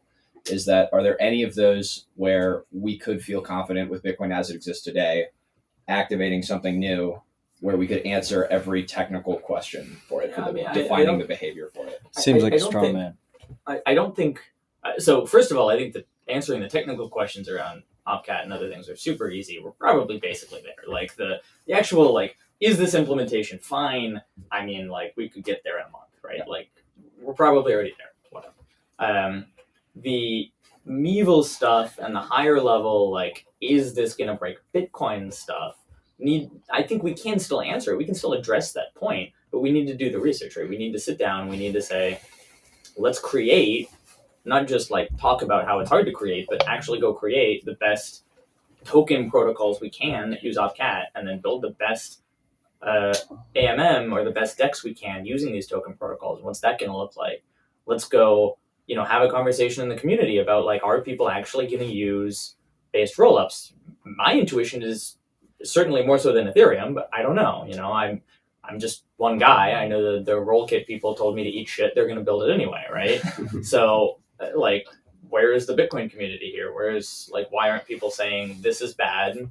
This is something we shouldn't do. Like, these are things that the Bitcoin community can do broadly, and also especially research. Andrew mentioned the grant from Starkware, which I think is great. I think that's the exact kind of thing we need to be doing. We need to be funding people and certainly finding people. Money is one thing. It's really about finding the dev talent and the research talent. But we need to be finding those people who are talented, who can do this kind of research and analyze the problem and say, here's what we can build. Here's why it sucks. Here's what we can build in ways that don't suck. And then the Bitcoin community can sit down and say, okay, I think the things that suck, that create Meevil, suck so hard that no one's going to use it. And they're going to use the centralized options instead. Because that's really what we're talking about. We're talking about we want people to not use a decentralized option and use a centralized option instead, because the decentralized option breaks Bitcoin, which flies in the face of everything the Bitcoin community loves to do. But that's really what we're talking about and really what we need people to want to do. Yeah. And then another question for this is, I think we've got like 12 or so different projects represented here right now. Is that, have we come up to the limits of Bitcoin as it exists today in terms of development work and like stuff that we can do going in the future? And maybe like we could kind of go around for people to describe like how much they're doing. But like, I know within Fedimint, we have like a multi-year roadmap for Bitcoin as it exists today, requiring no changes, where it's just more resources can get better results for users without any changes for Bitcoin. Certainly, same for Lightning. We have at least 5 years worth of features to show. Yeah, same for Rust Bitcoin. But I think it's important to push back on that a little bit. Like, I know all of us have a 5-year roadmap. You know, if we ship Opcat tomorrow, we're not going to look at it for another 5 years, right? But it does, again, because we're really talking about a fundamental shift to the nature of what we can do with Bitcoin. And again, I think, you know, there are limits to the kinds of systems we can build today in Bitcoin that potentially get removed. And again, there's more research needed. Maybe it's not efficient enough to be practical, but potentially get removed. And we can start to talk about a lot more systems in the gray area between custodial and non-custodial. And that's really where Bitcoin needs to get to. You know, there's this, I guess Peter McCormack always loves to talk about this, kind of like what do we do when not everyone can own a UTXO? Like, how do we get people on Bitcoin and you're not allowed to say custodial? Maybe you're allowed to say custodial, but I'm going to add that restriction right now. You're not allowed to say custodial, and we don't have a good answer right now. Federated custody. Well, I mean, I think that used the word custody. I think you might have broken the one rule. There was just one. But I mean, the nice thing about Fedimint is it doesn't require a soft fork. I mean, I'll be the monkey brain in the room, like the left curve of the IQ. I will say, like, the Opcat discussion, to me, Opcat feels like an attack on Bitcoin, and I'm a little bit conflicted because You just think that because it's Udi. no. Yes, and Andrew, who's incredibly high integrity, like breaks the template a little bit. It's like Udi and the degens, Like, and then Andrew. Is Ethan Highland. Yeah. Ethan's Yeah, great. Ethan's super awesome. high integrity. But besides all of that, I mean, this is just leaving out the activation question. And I mean, I would personally propose that the way we decide if we activate it or not is which side zaps more. I think is a good way. Right now, During the show, by the end of it's the best activation method for Bitcoin. Also, yeah, I'm still very curious what people's over-under would be in terms of like a date for activation. Is it 2 years out? That there would be a 50% chance before or after a date? I mean, it seems like there's some movement towards doing Great Consensus cleanup first. That's getting revived a little bit, and that's still probably a ways away. And so if we have that first, I mean, we're talking about a ways away before we start thinking more seriously about Opcat activation via something other than Bitcoin. What's the number? 3 years? 3.5 years? I'm going to throw out 3. I'm going to make a darker prediction, though, which is that all this horrible cat stuff, it's within the next 3 years, people will figure out how to do it without cat. And then cat's not going to be the thing that pushes us over the edge. Because we'll be in the world that we're not sure how to navigate. Well, I mean, so to bring it back, like if you're an average user, from a use case perspective, well, like, why would you want cat? Again, I think it really comes down to this, like, if you can't own a UTXO question. There's obviously a lot of, like, you know, there's a lot of people super excited about, we're going to do, you know, these roll-up things with BitVM or CatVM, I guess, now. And it's going to be great because we can have all the, like, Ethereum complexity and all of this EVM garbage, and it'll all be on the Bitcoin chain, and it'll use Bitcoin as the native asset, and people are excited about this, and I don't really understand why. But if you are a Bitcoiner, well, okay, pumps the price maybe. Number go up, at least until people realize there's nothing there, and then they get that. But I think if you're a Bitcoiner, you're like, I just want good money. You know, there's a lot of cool stuff on Ethereum. I don't know if it'll actually come to Bitcoin because it never came to Rootstock, and Rootstock exists and has been around for whatever, a decade now. But if you're just like, I want good money, I want to transact with good money, I want to do it with lower fees so that I can own a UTXO even though I only have $10. You know, how do we build something? There's a lot of proposals that are super early for using covenants, and I think, you know, like things like timeout trees, things like Arc, They all have big drawbacks that I would say are for many of the use case, for the kind of naive use case of just like, I want to, have everyone use this thing, they're kind of showstopper kind of drawbacks, but there's a lot of interesting research still to be done there. There's a lot of, we need to dump a lot more technical and brain power into that problem. And I think it's fairly clear that we've mined the ideas out of current Bitcoin, and Covenants gives us a whole new space to think about where we can potentially build some really, really cool semi-custodial kind of thing. Like Timeout Trees has for those of you who don't know Timeout Trees, it's a proposal. Basically what you do, you take Lightning channel, you take an LSP. The LSP opens a channel to everybody all at once in one UTXO using CTV. And then at the end of, let's call it 6 months, all of that money in that UTXO reverts back to the LSP. So everyone, they got a channel from this LSP, but it's a time-limited channel, so they can only use it for the next 6 months, and then they got to make sure their money's out before the end of 6 months. And then they got to open a new channel, put the money in the new channel. It's great. You just need one UTXO. You can have as many Lightning channels as you want. It kind of falls apart if you actually have to go on-chain. You can't really go on-chain because you don't have enough money to go on-chain, because that's why you didn't have a UTXO. So like the average user is just like sending between them, right? Like just quickly, it's like the rug pull stopwatch. Yeah, it's like, exactly. There's a timer on the bomb, and it's gonna rug pull you at the end of the timer, and you got to make sure you get out. It sounds very much like an MLM when you describe it that way, Ponzi scheme, but I promise you, it's not designed to be a Ponzi scheme. It has a big show-stopping issue, but also it would let you actually use sort of custodial Bitcoin on-chain in a Lightning channel that, in a way, you can't do today. And so ideas like that, I think, are going to be... I shouldn't say... I want to end that sentence with the future of Bitcoin, but that's definitely not how I want to end that sentence. But ideas like that are really cool, and things that we need to be thinking about, things we need to be building. And I think it's clear that we need Covenants for that. Mm-hmm. So personally, I'm really excited about it. I spend a lot of time shitting on Covenants because I think there's not enough of that. There's not enough people shitting on Covenants, so I end up doing it. But that doesn't mean I don't also love Covenants and like want Covenants for my own things I want to build. You made kind of like a throwaway comment there about how like all the ideas are kind of mined out of Bitcoin, but then we have Covenants, and that's a whole new world. But would you say that having BitVM show up in the last 6 or 8 months or whatever, that was a bit of a like new ground? Like I was not expecting new ground of that magnitude to be. Yeah, no, absolutely. Yeah, and again, I mean, it might be the case that BitVM is too inefficient to be practical. I mean, I think that some people have pointed out to me that the Ethereum rollup, the Ethereum optimistic rollups have never had a challenge proof on chain, so they've never actually validated it on chain. This is in large part because they have a limited set of people who are allowed to challenge, so it's not anyone can come by and challenge. And I think BitVM v2, anyone can come by and challenge. It's optimistic. It's very optimistic. Whether it works, who knows? So like maybe inefficient as fuck is fine. Like I don't know, maybe people meant to play it anyway and just have a limited set of people who can challenge.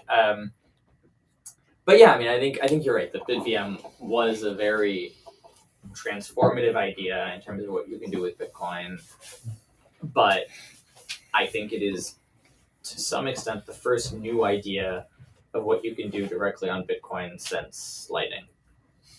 And Lightning was the first new idea of what you can do with Bitcoin in like 4 years prior to that. So since 2013, when every good idea was a Bitcoin talk post. Yeah, basically. Or from other people. Jeremy Spillman came up with payment channels first, right? But yeah, I mean, like we had a ton of great new ideas in 2011, 2012. A few great new ideas in 2013. One great new idea, and I don't remember when Lightning was. Somebody yell it out. Nobody. All right. 2014. And then we had BitVM, right? So it seems like we're not getting a lot of new ideas. You may be right that maybe we just haven't figured it out yet. Maybe there's something there. It's going to be perfect. We're all going to use it. We're all going to love it. But it would surprise me to some extent. But BitVM surprised me. So yeah, I mean, like half of the booths at the conference were just like BitVM derivatives, or at least attacks, Ethereum affinity scams for BitVM, at least. Yeah, buy your token, BitVM, or something BitVM. Buy your token. Yeah, it's an ERC20 contract, BitVM. Yeah. Maybe let's start moving toward our wrap up for it and kind of go around the horn for what the current state is for the projects that are here within the Rust sort of Bitcoin ecosystem. And let me finish my lunch now. Yep, you're good. I'll make Elliot do the LDK part. Yeah. Okay. So maybe let's go around the horn and what final the project thoughts. is. Final thoughts on this, especially for after the Rust Bitcoin Summit, what your project looks like and where you want it to go, and if you have specific contributor requests, then let's make those. Wait, before we go to final thoughts, Andrew, how would this get activated if you want Opcat? How do you expect this to get activated? So I think that we need we do need to kind of address this question as a community is what does Bitcoin look like in a world where we have transaction introspection and therefore covenants, right? So one way this gets resolved is we just kind of figure out how to do covenants so that any changes, and then we're across the threshold. I had kind of a weird conversation with somebody recently where they were talking about simplicity, which is a total rewrite of Bitcoin script, and they said how could you possibly propose simplicity when it brings all these new things to Bitcoin and will let you do all these millions of things, and how do you reason about it? And I said, well, if we have cat first, cat actually by itself lets you do everything, right? And simplicity is just kind of an optimization, which is a weird thing to hear myself saying. And it's a weird thing to be true, but I think it is true. So one way is that we just wind up stumbling over that cliff, right, without any further upgrades to Bitcoin. And at that point, right, there's no further harm caused by Opcat. Although, as Matt hinted before he left the room, there is a kind of a fuzziness related to the efficiency of these things, right? So maybe we find a tremendously inefficient way to emulate Opcat by using SHA-1 collisions or something. And then Opcat lets us do it, in less than 2 to the 80 work. All right, that's an improvement. And then a real covenant opcode would obviously let us do it without, using 30 opcodes and a whole bunch of other crap. So the correct way to get Opcat, and I guess the kind of optimistic path that I see, right, is that we do figure out that Bitcoin should move forward, right? We shouldn't just stay ossified where we are, right? Because that's essentially what we have to do, right? If we want to avoid all the new functionality that CAT gives us, it's not just CAT you avoid. You have to avoid opvault, apparently, according to Brandon Black, I think, on my panel and at the big conference. You also have to avoid an opcode that can do a comparison of two arbitrarily length strings. You have to avoid arbitrary sized arithmetic. You might have to avoid opmul. There's various crypto opcodes you'd have to avoid. You'd have to avoid certain kinds of variable length encodings for signatures and public keys. There's a lot of ways to get what Opcat gives you. And the reason is that fundamentally, all of the scary stuff, all the scary transaction introspection is already in OpCheckSig. It's just that you can't get it out of CheckSig to make it do more than checking a signature because of just these kind of accidents of what computations you can do on your signatures. So, okay, maybe we don't ever want to cross this line. And in that case, we can't do any of the things that I described. Any additional upgrades need to be really carefully super specific things that avoid providing any new general functionality. And we better hope that there's no further research that lets you, be able to do this without Opcat. Ultimately, we decide that we just need to bite the bullet and move forward. But that is something that the community does need to decide. And until we do so, Opcat is in stasis. So, I feel like you very gracefully didn't answer my question. So one thing that I the way I look at it is in Bitcoin, we have this idea of soft forks and hard forks, right? And the key difference between soft forks versus hard forks or soft forks are effectively backwards compatible. You don't have to go and update your node. They are sold as opt-in changes to Bitcoin. And with a hard fork, as we had with Bcash, a hard fork is the history of the chain is the same up until the point of the fork. And then at that point, you're basically split into two forward histories or the transaction ledger gets split going forward. And if you want to be on the fork, you have to then update your Bitcoin software. You have to update your node.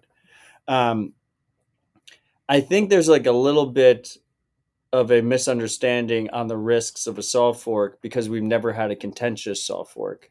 And with something like Opcat, I mean, right now, I mean, I think if you look at what the community is looking at right now with Opcat, there is clearly not broad consensus on it. It would probably be our first contentious soft fork. So if you did go through activation, what does activation look like? Well, you know, you have the Bitmain Mafia at 50%, nearly, like Antpool is basically creating block templates for 50% of the hash, and you have Foundry at 35%. So let's say you can convince those two people, right? You can convince the CEO of Foundry and you convince Jihan, and they go ahead and activate it, but there's not actually broad consensus for it.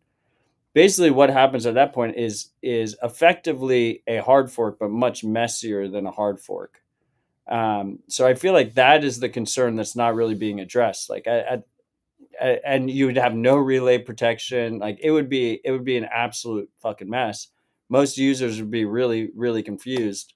So I mean, I think that's the core of the question. The core of the question is like, how much here are we just, you know, playing mental gymnastics over something that really in practice cannot be responsibly implemented on a protocol level. And then, I mean, the second question would be, would it be cleaner to just do a hard fork? Like, why isn't there just like a replay protection Opcat hard fork and then let the market dictate? Like, I would be happy to have 2 Bitcoins again. I too made a bunch of money off of Bcash. Well, to answer your first question about why are we not addressing it, right? In some sense, we're addressing it by not proposing an activation, right? Like, because you're right. Like right now, if you or I were to go on the mailing list and just like say, here's some activation parameters, even if they were super responsible and it was like nothing's going to happen for 16 months, and then we're going to have 4 months of signaling, and then it will activate, 6 months later or whatever. We can give people all the time in the world, but that's not going to address the question of, is the community entirely on board, and is there a large faction of the community that is explicitly not on board and would try to go do their own fork? And in that case, I wouldn't say this is the first contentious. I mean, some of these aspects appeared in SegWit as well, right? And that there was a lot of, and there we kind of stumbled into it because on the technical side, none of us were really expecting SegWit to be contentious. It is a very boring technical change at its core to change the way that the commitment structure works within blocks. And it's a change that made various things like chaining unchained transactions together much easier, which you think like a lot of the Bcash crowd is like, zero conf should work kind of thing. Well, zero conf works much better with SegWit. We weren't expecting any of the opposition that we had. And the reasons for that, the reasons for the opposition are still not entirely clear, right? It may have been ASIC boost. It may have been some cynical Bcash that does make money by having a fork. It may have been some weird power play or ego thing where like Roger or somebody wanted to be king of Bitcoin. I don't know, but we certainly weren't expecting it going into it, right? And then we were in the middle of it, and somehow or other we got to the other side, right? But here with Cat, we're in a more fortunate position, right? Where we know there's nothing like ASIC boost related to Opcat because it's such a tiny, narrow technical change. So that's a relief, right? And if there was really opposition of the form, like I just want to have my own Bcash fork that I have pre-mined a bunch, well, those ideas are pretty much dead. There have been a million fork coins, and they're no longer big. But what we do have is this real opposition of the form, like this changes philosophically what Bitcoin can do. And that's quite a serious form of opposition, right? And if a lot of people feel that way, then we can't move forward. But what I will say, and you'll notice I continue not to answer your question, right? A couple of years ago, right, we could have been having this conversation, and the idea of having covenants in Bitcoin was just like DOA, right? Covenants was like a bad word, and nobody wanted them. And those attitudes changed a little bit around, certainly over the years that Jeremy was shilling CTV, but also just like vaults became more popular as a concept as the Bitcoin value went up and more people became long-term holders. And there's also kind of this idea that Matt was hinting at that maybe these Meevil things are not actually efficient enough to make people money. And like, there were a lot of challenges of the form, like, show me the Meevil, right? Like, actually give me a construction for some terrible thing that you can do with covenants that would make any sort of sense that users would go along with and that could make money. And I mean, attitudes have changed a lot in the last couple of years, right? We're now like, we're seeing this as a contentious thing. Well, a few years ago, it wasn't contentious.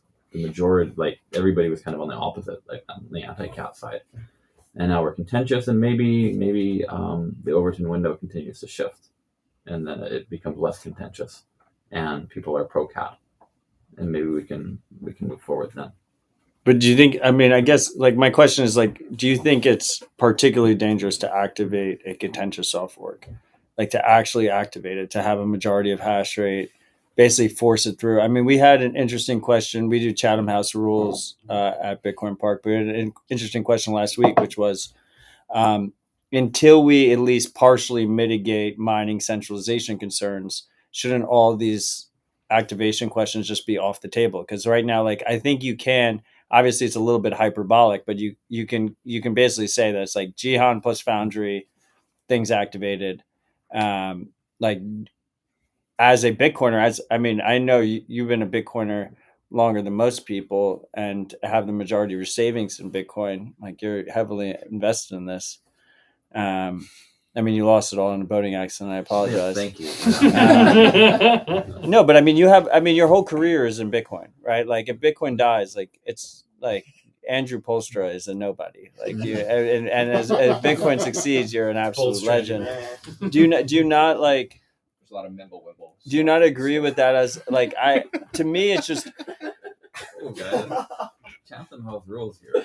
I feel like all of this is. I just feel like all of this is like you're putting the cart before the horse a little bit. Like, to me, it's just like cool minds. Like, everyone just chill the fuck out a little bit.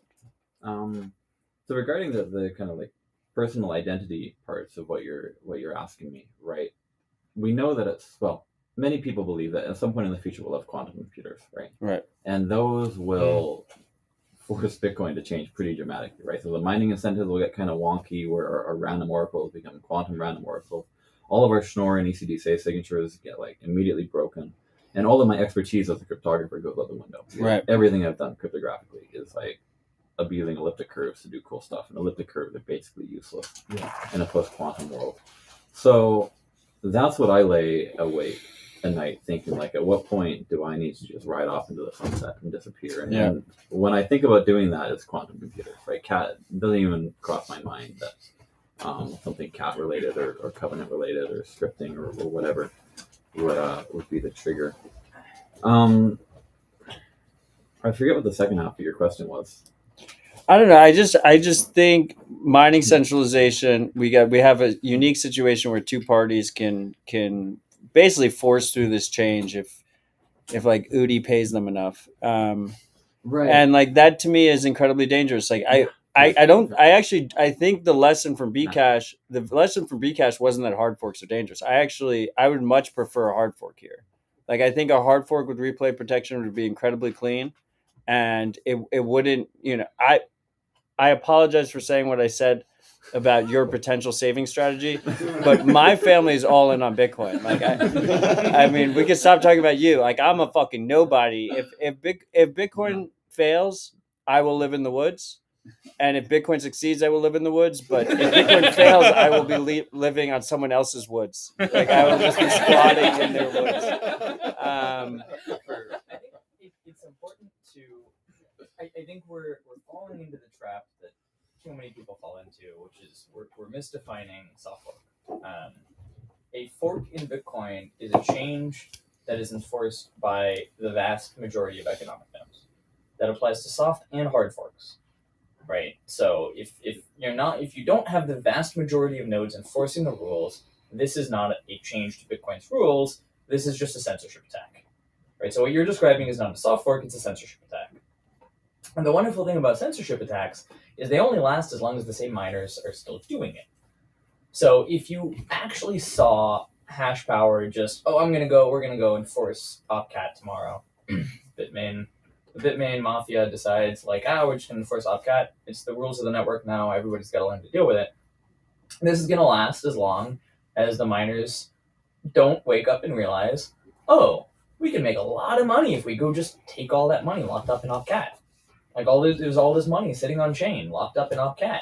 That is actually anyone can spend money, right? We're not talking about this bullshit anyone can spend. Segwits anyone can spend because not all nodes enforce it. No, basically all nodes enforced it, right? But the reason it wasn't anyone can spend money is because all nodes enforced it, not because hash power enforced it, because the nodes enforced it. And so if you see that kind of malicious fork, well, yeah, sure, it might last a while. The Bitmain mafia might stick around, they might keep enforcing it, but then in 10 years, all of a sudden there's going to be new miners, and they're going to say, ooh, there's a lot of Bitcoin sitting there. We can just take that Bitcoin. It's our Bitcoin now. And a lot of people are going to be really sad. It's going to be a total clusterfuck, right? If people actually start using something based on a censorship attack, you've got a lot of people with a lot of Bitcoin locked up in basically custodial shitcoin with Bitmain. If you're using Opcat and Bitmain is the only one enforcing it, you're just custodying your money with Bitmain. That's all you're doing. Wasn't one of the takeaways from, I wasn't around at the time, so any of the old timers can correct me on this, but wasn't the day that they did the fork, wasn't it something like 75% of hash power moved over there, and like by the end of the day they were back on Bitcoin? I don't think that ever happened. Are we talking about Bcash? Yeah. Bcash. No, that never happened. Gian never had the balls to actually, he indirectly controlled the overwhelming majority of hash power, but he never had the balls to kill his golden goose. He did have the balls to take $1 billion of his company's dollars and put them directly into Bcash and then ride it all the way down to zero. Yeah, he did do that. But with the hash rate, he never, I don't think the hash rate ever flipped, period. There were some people mining back and forth, switching on whatever was most profitable. There were a number of miners that were switching back and forth depending on whatever was most profitable. And that caused a lot of issues, especially on the Bitcoin Cash fork. But they were just following just an algorithm, what's most profitable. Okay, just do that.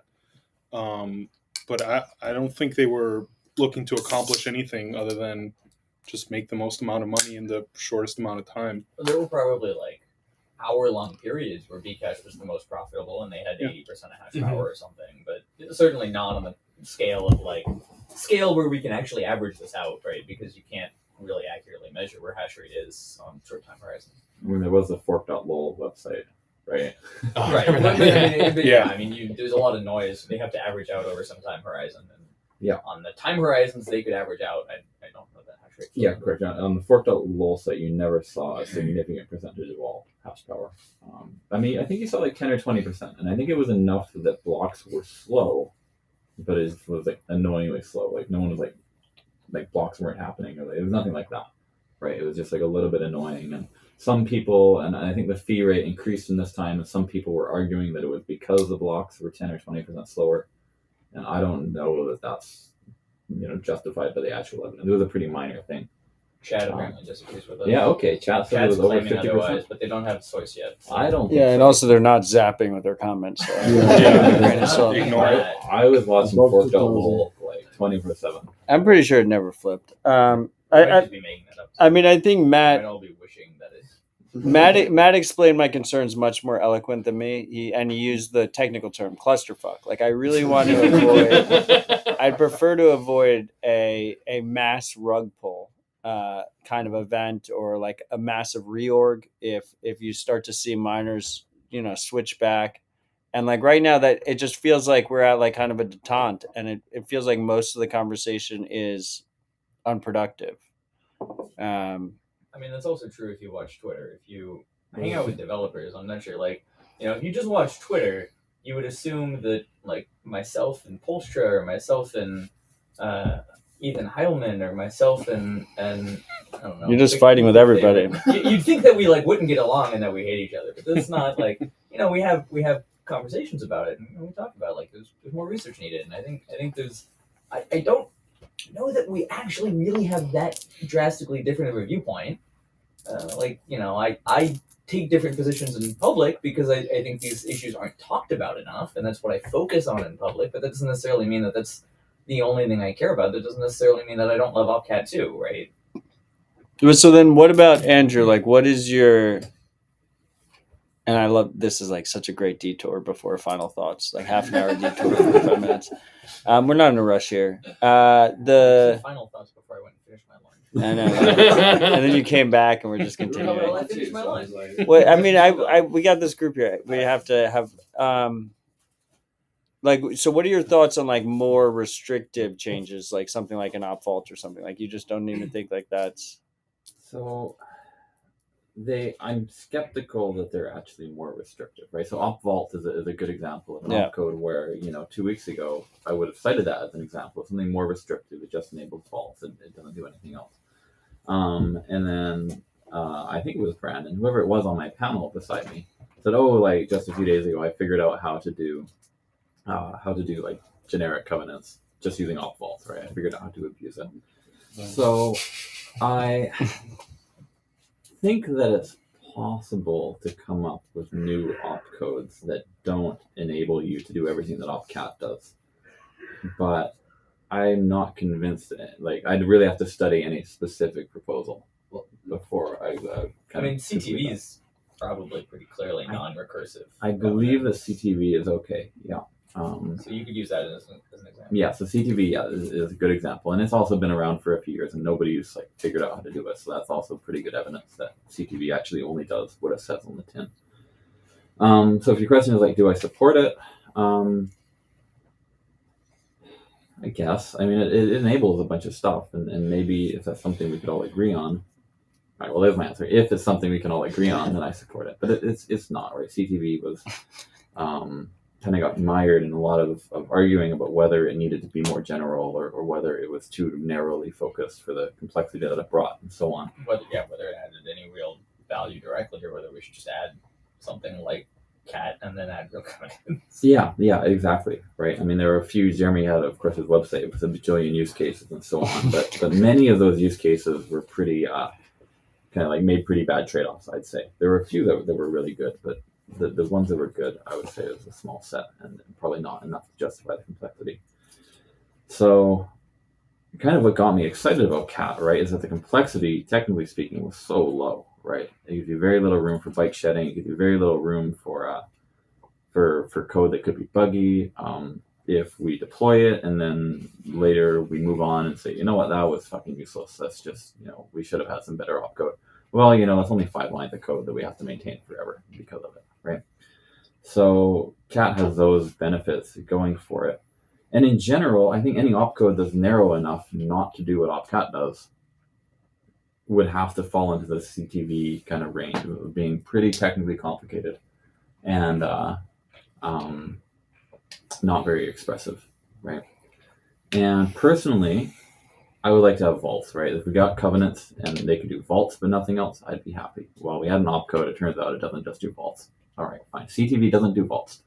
It does sort of a boring form of non-recursive vaults, but you can do that today with pre-tying transactions, and so that's not so exciting.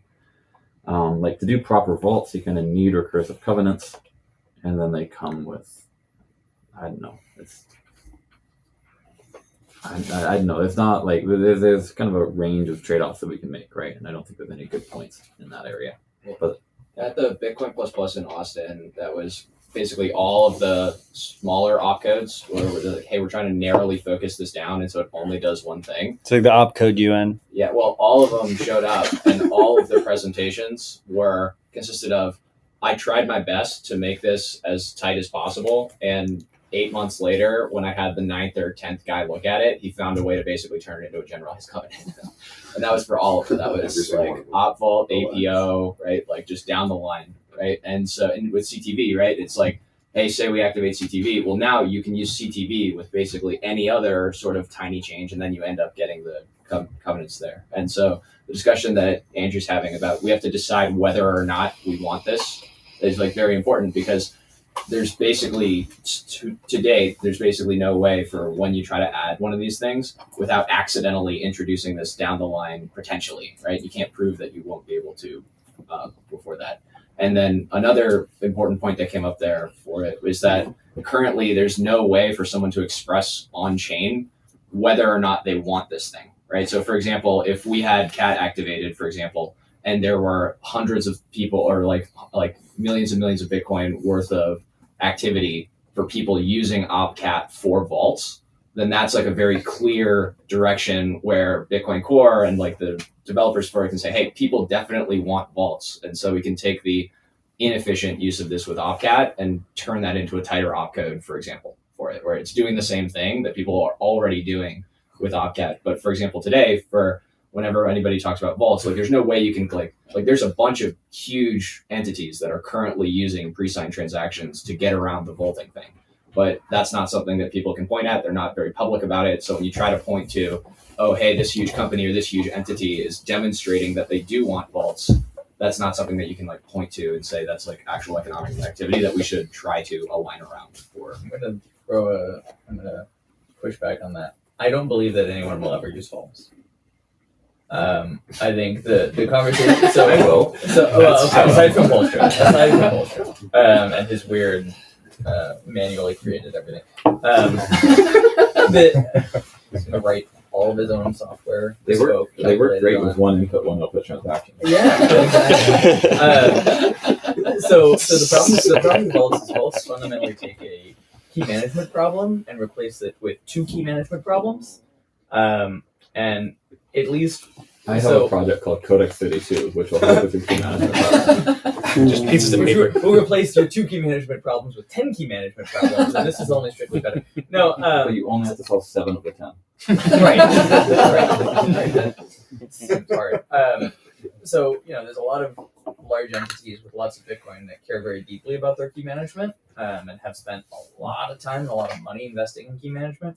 And vaults replace your key management problem with 2 slightly different key management problems. So it is true that your hot keys is ever so slightly different in its security model than your cold key, but it's not that different. Like you still want your hot, or I guess maybe it's your warm key because you have a separate hot wallet. So now you have 3 key management problems, but your warm key, you still want it to be super secure and not have to deal with it. But then your cold key, you still have to access regularly to make sure it's still there. One problem with the vault cold key construction is, no one's ever going to have a cold. No enterprise should ever. Yeah, that doesn't count. Ever have a super cold key or set of keys where they never access it, where you still have to. You want to access it once a year to check that it's still there, it's still working. You can still how to access it, whatever. And so this is something that. Basically, so I think in practice for a large enterprise, the vault cold key, and the existing warm-ish, coolish key design would look basically identical.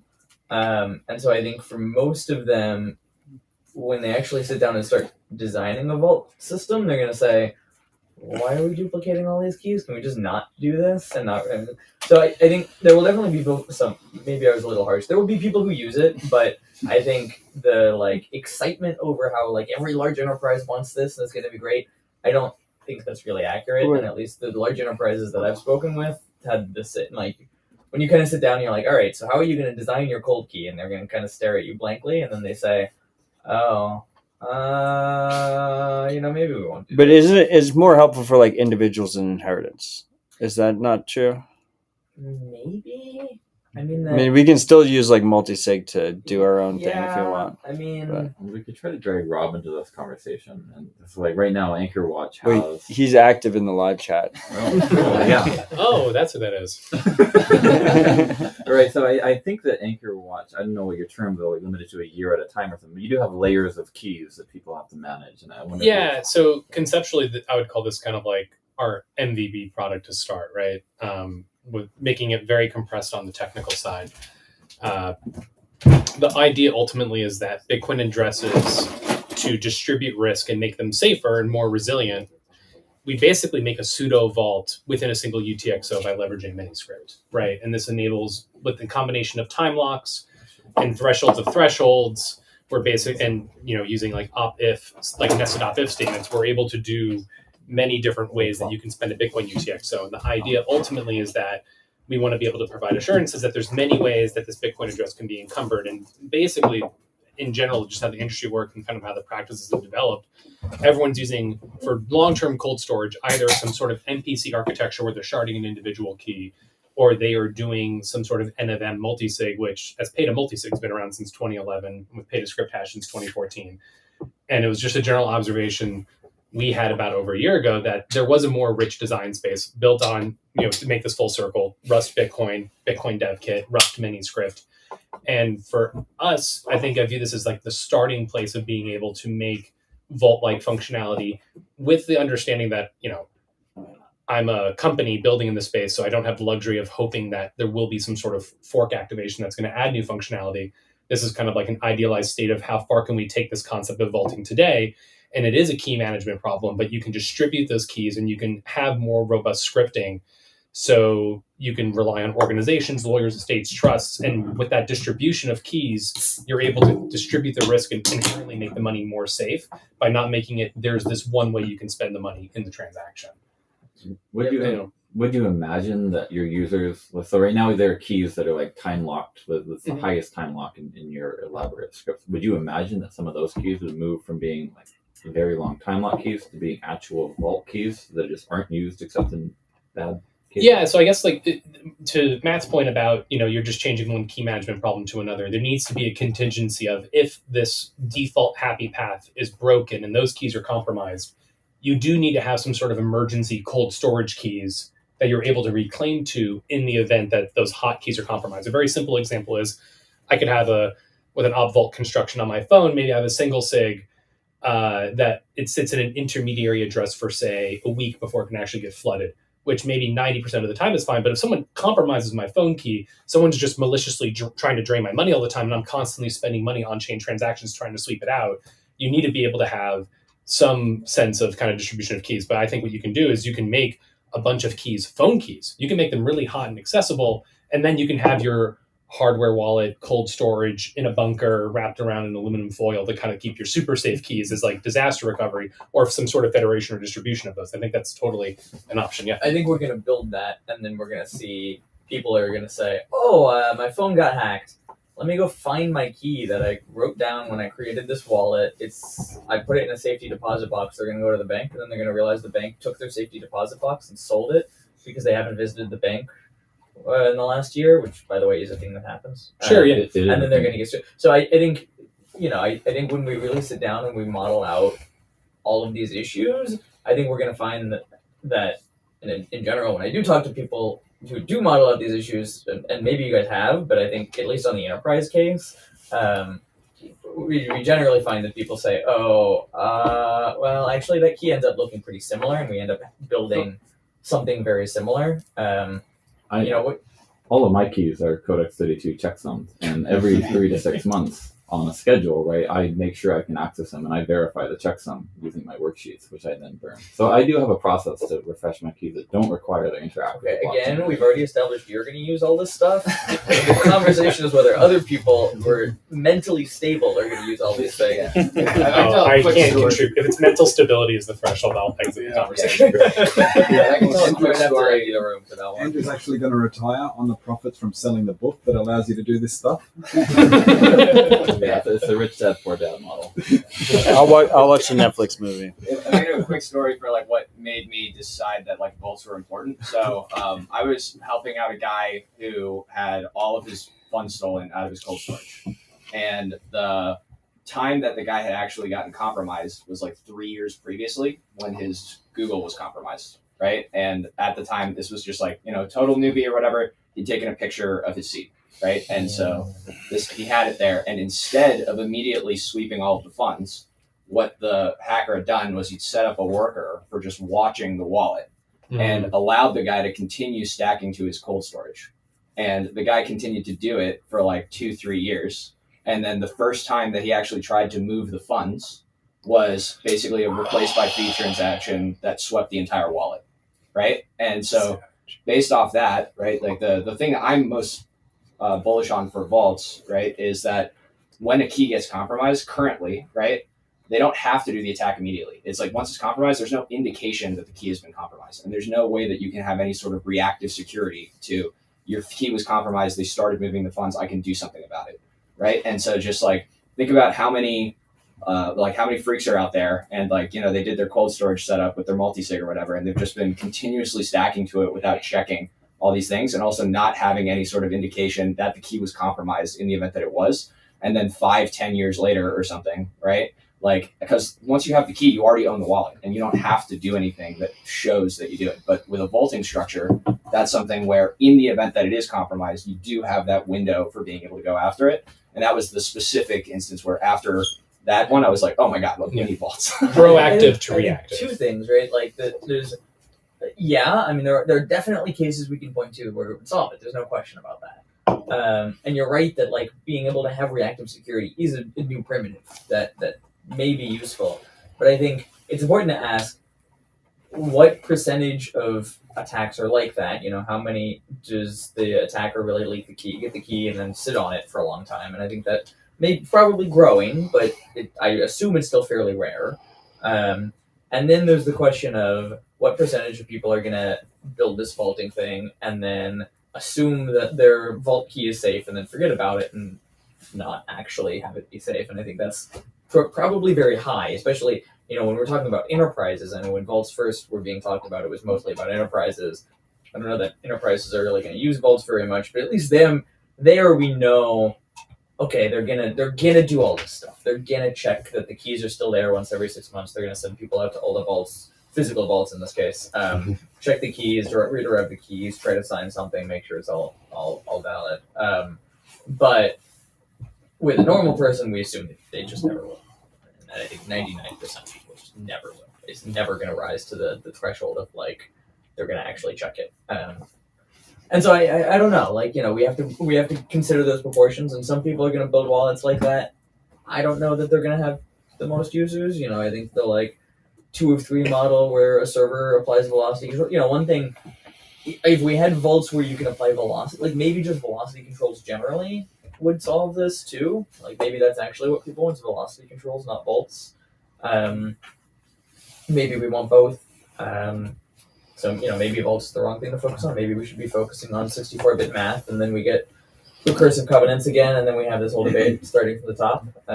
But nice. Yeah, another super cool thing other than vaults that you can do that I think people do immediately is clawback transactions, like the undo button that expires after 20 minutes. You can't do that now, but you pay somebody and then you can pull back the money in like an hour or something. So you think like the lack of chargebacks is a bug, not a feature? Well, like this guy wants to bring the government in to adjudicate all chargebacks on Bitcoin, and everything's going to be multi-sig with the CIA. Who doesn't love that? No, but sorry. Yeah, but you do that, or if you do this, Mike for fun. Mike. Oh no, I don't know. Like, could you do that with a multi-sig and some sort of time lock? You like the clawback stuff? Yeah, I don't know. I mean, there's no way to remove a spend condition.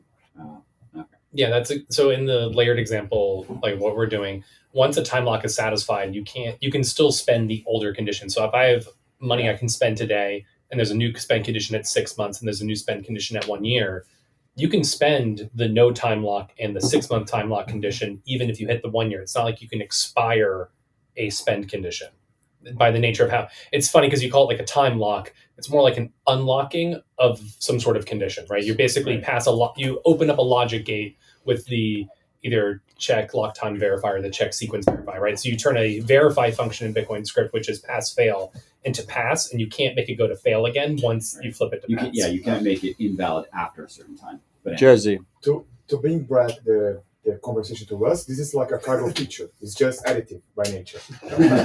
No, I got it. You can of course do this by no mic. Use a mic. Do this by just spending the UTXO, putting another transaction on the RBF it. Yeah. Or RBF. Yeah, mempools will never clear again. You'll always have the opportunity to RBF. You can just give someone an end lock time transaction to the future, and then you have time to be able to spend and bump it out and claw yourself back without hitting the mempool publicly. I mean, of course, you could just get into like a back and forth where it just goes to zero. Totally. Yeah. Scorched earth policy. I mean, I just wanted to shout out Weirdo Robot in the comments. Matt, he called you Mr. Blue, which I feel like more of us should do. I like that. It makes sense in this room because Matt's ambiguous. Yeah. Mr. Blue's good. It bangs. Yeah. Should we do what Cody suggested an hour ago? Yeah, sure. So let's go around for the projects of like what the roadmap looks like for them, and then like contribute. Like, we talked a little bit about contributor status, but like anything where you're kind of like lacking somebody and you'd want them to like come in. Like we got a couple of confetti, and I'm sure everyone else says maybe a couple of like this is part of our roadmap where we don't have dev resource that we could throw at this right now. Damn. Sure, I'll speak for Rust Bitcoin. It feels like the project's healthy. We've got people coming in. I go to sleep sometimes when I wake up, stuff's done. So it feels really good, but it's like sometimes it doesn't. Yeah, so it feels good. We've got developers. We need more reviewers. It's felt good to hear everyone, or it's been good to hear everyone saying that they're using the project. That's great. My ultimate dream is that no one ever talks about Rust Bitcoin. It does exactly what you want. No one whinges about it, and you never hear about us again. Yep, we agreed on all counts. And yeah, I think the biggest thing we need are users who will tell us what they're doing, so we aren't accidentally breaking their stuff. Yeah, double on the user feedback. I think so. BDK, we do want you to hear about us. We want people building products, new self-custodial, high privacy, on-chain stuff, high security, best practice. We're stabilized specifically so people can do those products and get that kind of guarantee and give us the chance to write the documentation. So we need your help in feedback, documentation, build stuff with us. Just build it. And if you're, an existing user of BDK, let us know.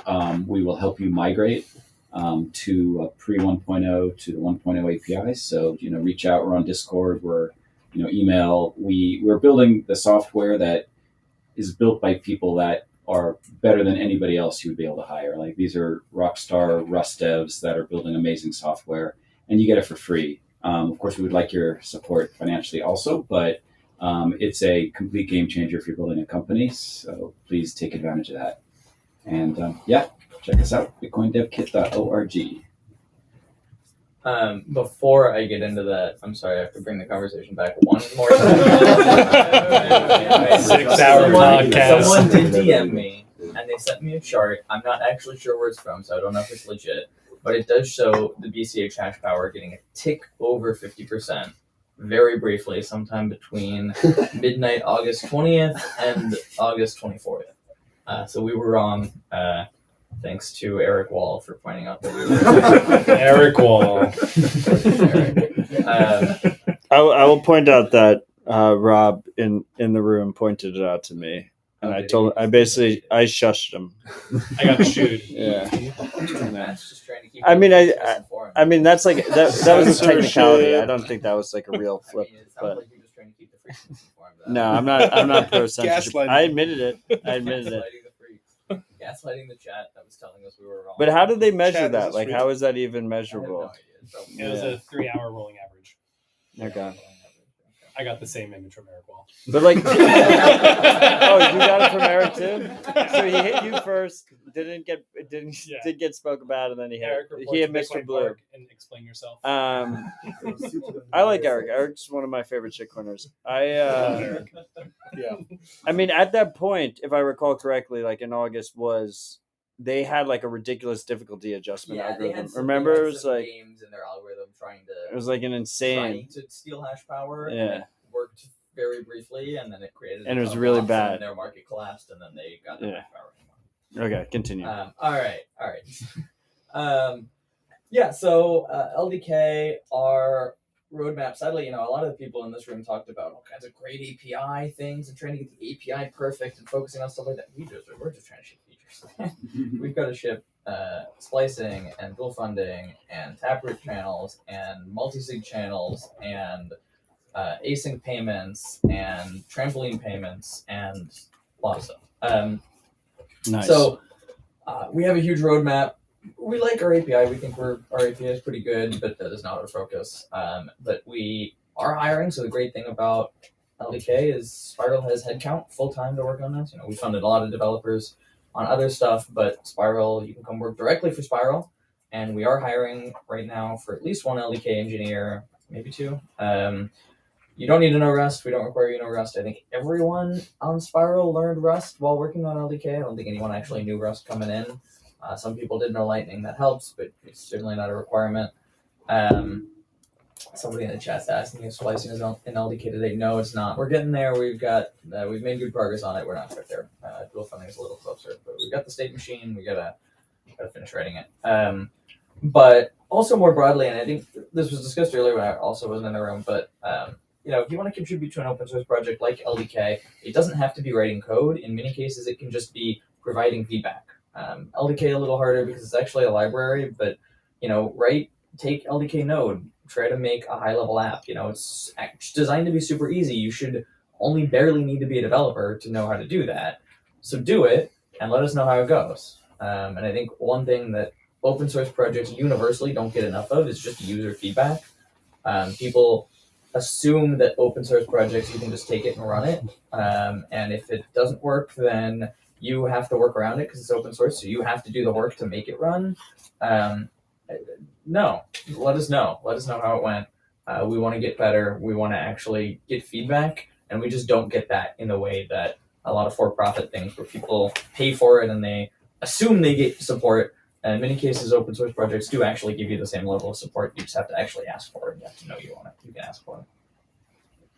Yeah, just to briefly add for that, for LDK Node, for the upcoming release, we're really looking forward to upgrading to BDK 1.0, which will be really great on many levels. It will also allow us to add a bit more server features, syncing with Bitcoin D, stuff like that. That will be great. Also, we'll be looking to add some more support for the LSP spec.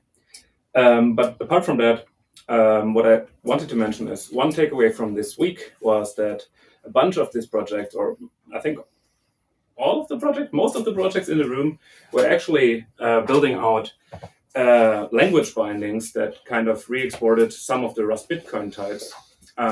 And one takeaway from this week was that we will now create a new project that basically, instead of everybody doing the same work of exposing these types of Rust Bitcoin, we'll do that once, and all the other projects can re-import that project so that these Rust Bitcoin types are available. This will be writing a bit of boilerplate code, and it will probably not be super complicated.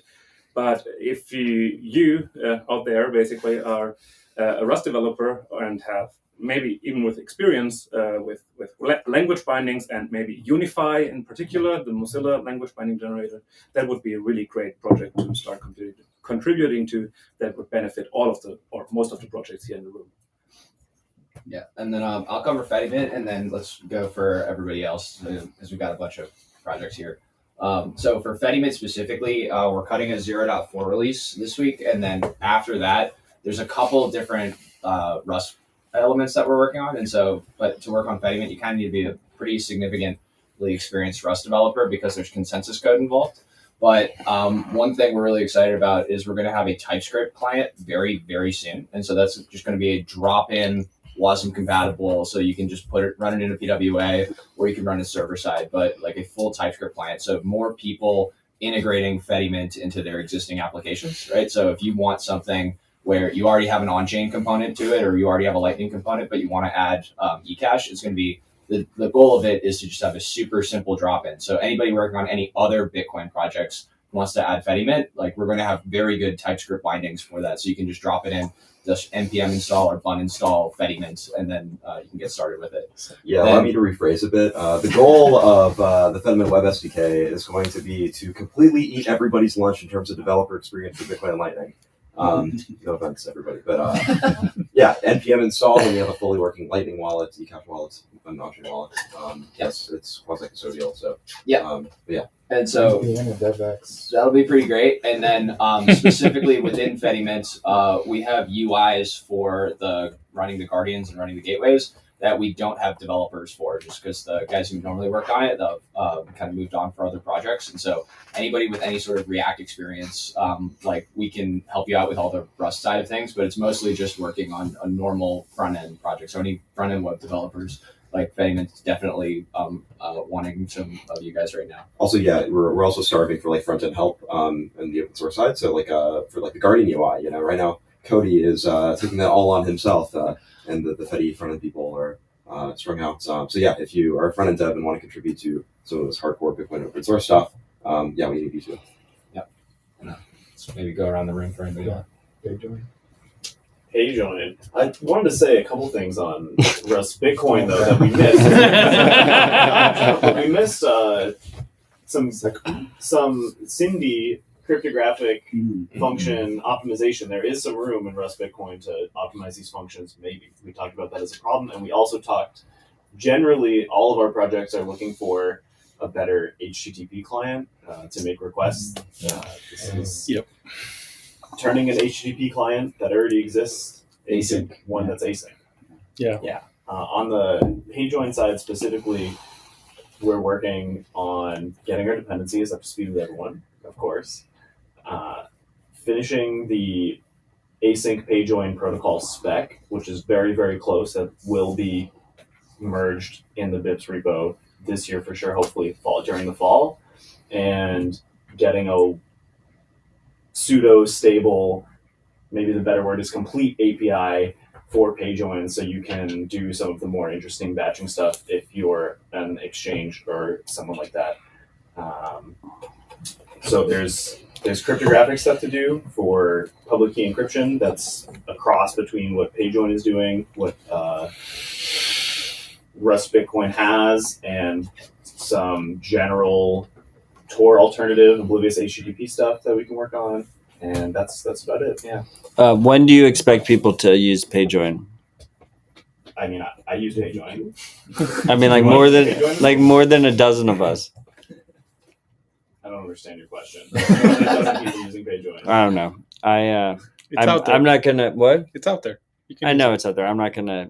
We'll have a proper conversation, just the two of us. But I think PageJoin. I mean, I love what you're working on. I think it's incredibly important. But it probably, unless we see like a mainstream client that just completely ignores coin selection and just does PageJoins by default, like we probably will not see significant adoption, and we have not seen significant adoption. I completely agree. I think the reason you haven't seen it in mainstream clients is because the original two protocols relied on synchronous communication, which is incompatible with someone like an exchange using it, but the new protocol allows that to happen, and there are two exchanges who have commitments to integrating it with both their exchange product and their client applications as soon as they can. That's awesome. I just want to jump in. So Dan showed a demo today with BEK and the new PageJoin protocol and CLI. I think making examples of how to do this for your basic normie wallet developers will help this adoption. Are the make it available. Also ready for Mutiny? They just have to hit the merge button. Are the two exchanges public? Yeah, Galoy has a bounty out for it, and Francis has been tweeting all over the time. So Bull Bitcoin is one. Yes. And then Galoy's not an exchange. Galoy has a custodial exchange product, I think, in Blink. No. I don't know. Yeah. Okay. Dope. Cool. To maybe jump. The chat is asking just a couple of small questions. The one is Request not cutting it? And no, I mean Request has a massive dependency tree for one thing that like exceeds the size of any of our existing dependency trees. So we don't want to open more than double that. It also has it changes MSRV kind of frequently, so it's difficult to have it as a dependency because then you can't stake with a single compiler version. And then are those repos being discussed? That is definitely Rust Bitcoin. Is that the PageJoin repo? Yeah. Yes. Yep. Cool. And then is this a point of PDK? I guess you mean BDK. No, PageJoin dev kit. PDK. And okay. Cool. We're adding just everything's a dev kit. We needed a new protocol too, though. It wasn't just the dev kit. The dev kit started getting built last year, and then the protocol was terrible. It required synchronous communication, so we needed a whole new protocol, and now that's just maturing. Like that is almost merge worthy. Also, request doesn't do blocking quite well. It does like a it's small weird. blocking. Async is small blocking that is not like blocking. So yeah. One more critical thing. The new version of PageJoin, we're looking for someone to help implement it in Bitcoin Core. It seems possible now that you can just take the Rust implementation and copy it over into C++, and there are some avenues where funding may be available. And to be clear, he means the wallet. Like it's not a core protocol change; it's just the wallet. Get it into feature. the Bitcoin Core wallet, exactly. Dan, can I ask you, like, if you're making a public shield to exchanges to add this support, like, what is the what is the sell? Like, do they have fee savings out of it? What is it? Yeah, the biggest thing is fee saving. So the example is, if you go to payjoin.org and click learn more, this is the first article talks exactly about this. We show an example where you save, I think it's like 16% in fees, and this is not a totally optimized example where this is the absolute best case. This is like a pretty generic example that's a small transaction. So if you take batching, right, which has been around forever, that only allows you to batch outputs actually. Yeah. PayJoin lets you also batch inputs. It totally opens up that space. So it's like someone's depositing to the exchange and they participate in the batch withdrawal. Is that what's happening? Exactly. And oh, that's cool. As a consequence, you blur the edge of the cluster of each of the depositors and people withdrawing and the exchange, because unless you are the exchange yourself or one of the participants, you don't know all of the coins involved. So from the perspective of dragnet surveillance, PayJoin, as long as the exchange isn't providing that information. If they're publishing things, it still works. But if your exchange does this and you deposit, then at least it's strictly someone interacting with you. Like if I'm giving you some money and you, for whatever reason, are selling Bitcoin to an exchange, which you would never do, right, then it would be more difficult not for on me to know chain that you are going to that exchange or you're like how much you're depositing. It's strictly net better, and from an external viewpoint, it's strictly better, and the exchange saves money. That's right. And everyone wins. That's a good sell. And it falls back. So if the PayJoin doesn't work, you fall back to a naive transaction. Okay, I'm gonna help you with this. We'll get more on board. I'm sold. Matt does naming and he does project descriptions. You're good. Who's next? Maybe I'll jump in here. I get to have some closing thoughts without actually saying much to the conversation, which is nice. Should we introduce Nick? Yeah, so Nick Farrow. Thanks for joining us. No, thanks for having me. It's good to see you again. Nick, Good to be back. So I'm working on Frost now. On all of the things we just discussed. Oh, yeah, we can go back to the start. Just keep it under 2 minutes. Working on FrostNap, next generation multi-sig. It's going to make Bitcoin self-custody much easier, much better, much more private. We can do a lot of fun stuff with it.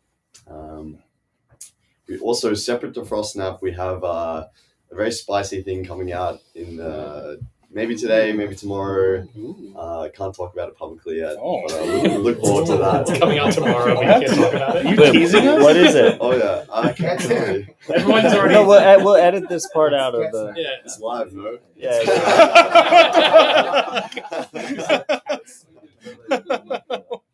They're gonna have catnap, right?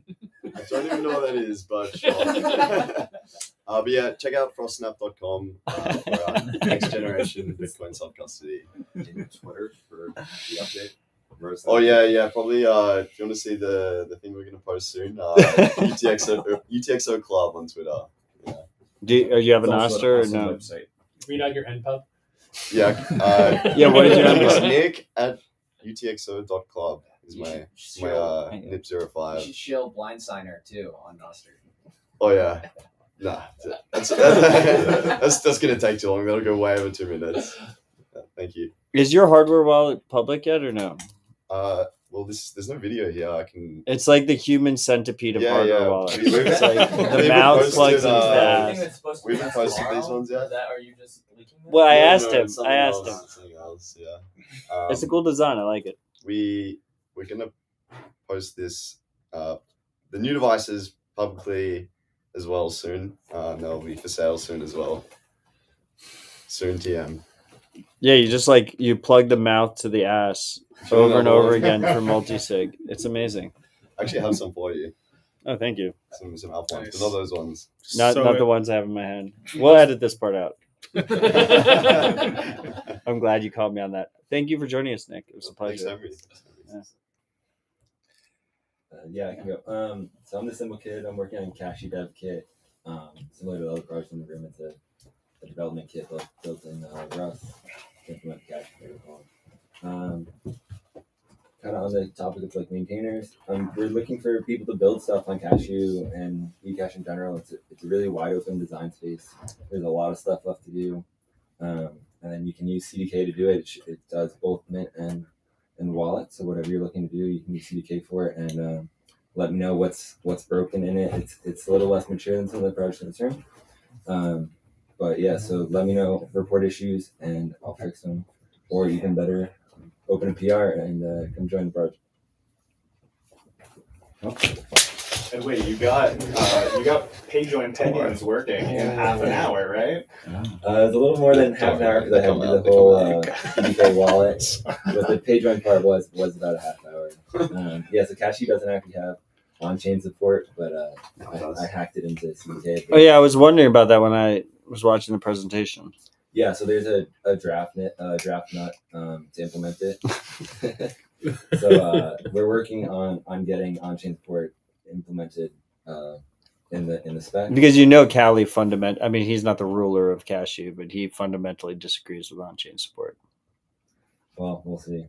Because of the permission thing, because of mints not being able to control what goes in and what goes out. Yeah, that is one of the issues. I mean, we have Cody here. Like Fedimint had a DNS issue where like some of the Fedimints they got banned on the .xyz domain, and they couldn't stop people from continuing to deposit. And Callie kind of took a victory lap on me on that one. And he was like, well, that can't happen with Cashew.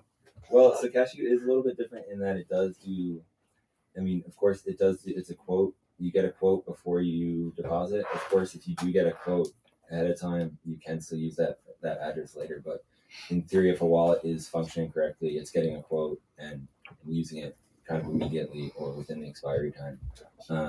On-chain, of course, you can actually expire the address like you can with Lightning, so that it does introduce that issue.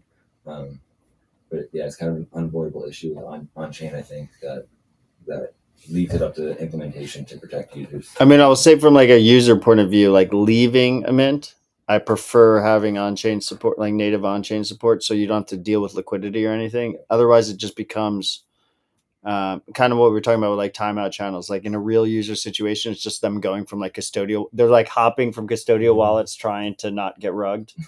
When on-chain is just beautiful, right? It's like you just give them an address and you just get your money. Yeah. So for both on-chain and Lightning, the mint operator does have the option to disable like minting. So an operator could decide to do you cannot mint into on-chain, but you can melt on-chain. So that would be, the spec would probably support both. Like I said, it's a draft, so we'll see what actually happens. But the operator could decide to do exactly that, where you have to peg in on Lightning and you peg out. So you can withdraw via on-chain, but not deposit. So you could do it that way via the implementation. Cody, you want to defend Fedimint? So you grabbed the mic. So specifically on the DNS issue, that is solved in 0.4 getting cut this week. So nice. I appreciate your work. Yeah.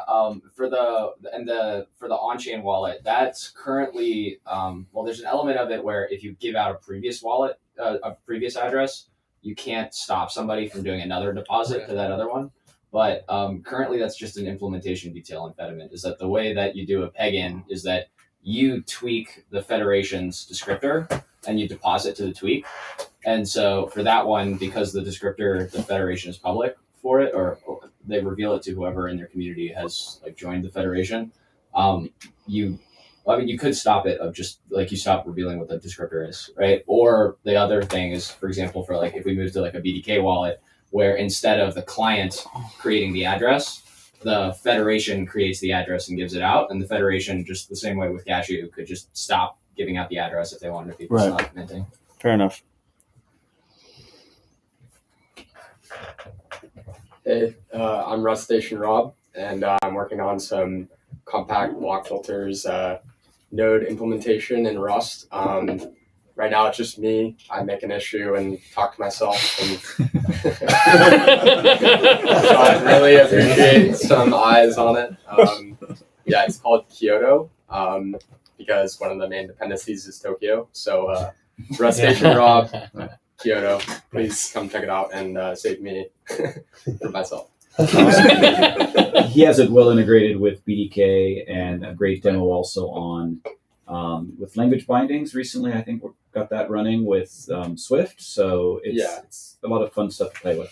It's it's a standalone project, I guess technically, but I had BDK in mind, like, and LDK Node as well. So all the design choices and stuff, I've been mashing it at BDK, and we have a wallet balance that updates properly and everything. So yeah, it's looking pretty good. Awesome. Anchor Watch. Yeah. I'll just briefly plug that we use a lot of work on top of BDK. So for things that are on the BDK roadmap, we're obviously interested in are things like the Miniscript planning module. I know that may be more of a BDK 2.0 thing, but any eyes or anyone who's interested in being able to streamline, I can have a bag of keys that are part of my larger vault, and I can kind of put in a date and a time, and I can get, pre-drafted stuff sent over to me, which is, we kind of code around that right now with like hard-coded understanding what layer you're trying to execute upon. Just as a really quick thing, with all the logic before talking about time locks, that's what BDK and Rust Bitcoin greatly abstract, because it's constructing all of the witness data that is on top of that, also the end lock times required. So it's just a massive force multiplier for us. And I'll hand it over to Matthias because he's also upstreaming some code around databases to BDK. Yeah, I mean, just being able to host multiple wallets in Postgres using BDK. I got to get that going, hopefully the next week. And then I think there's still a bug in Cargo that doesn't let me add it to the BDK repo. So hopefully when that gets fixed, I'll add it to the BDK repo, but otherwise it might just live on the internet as its own crate. But yeah, thankful for everyone in here working on Rust Bitcoin, BDK, on Fediment. I mean, rising tide lifts all ships. So just super grateful to be a part of all this. So thank you, everyone. Stay humble, stack sats, and support open source. Love it. Love you all. Peace.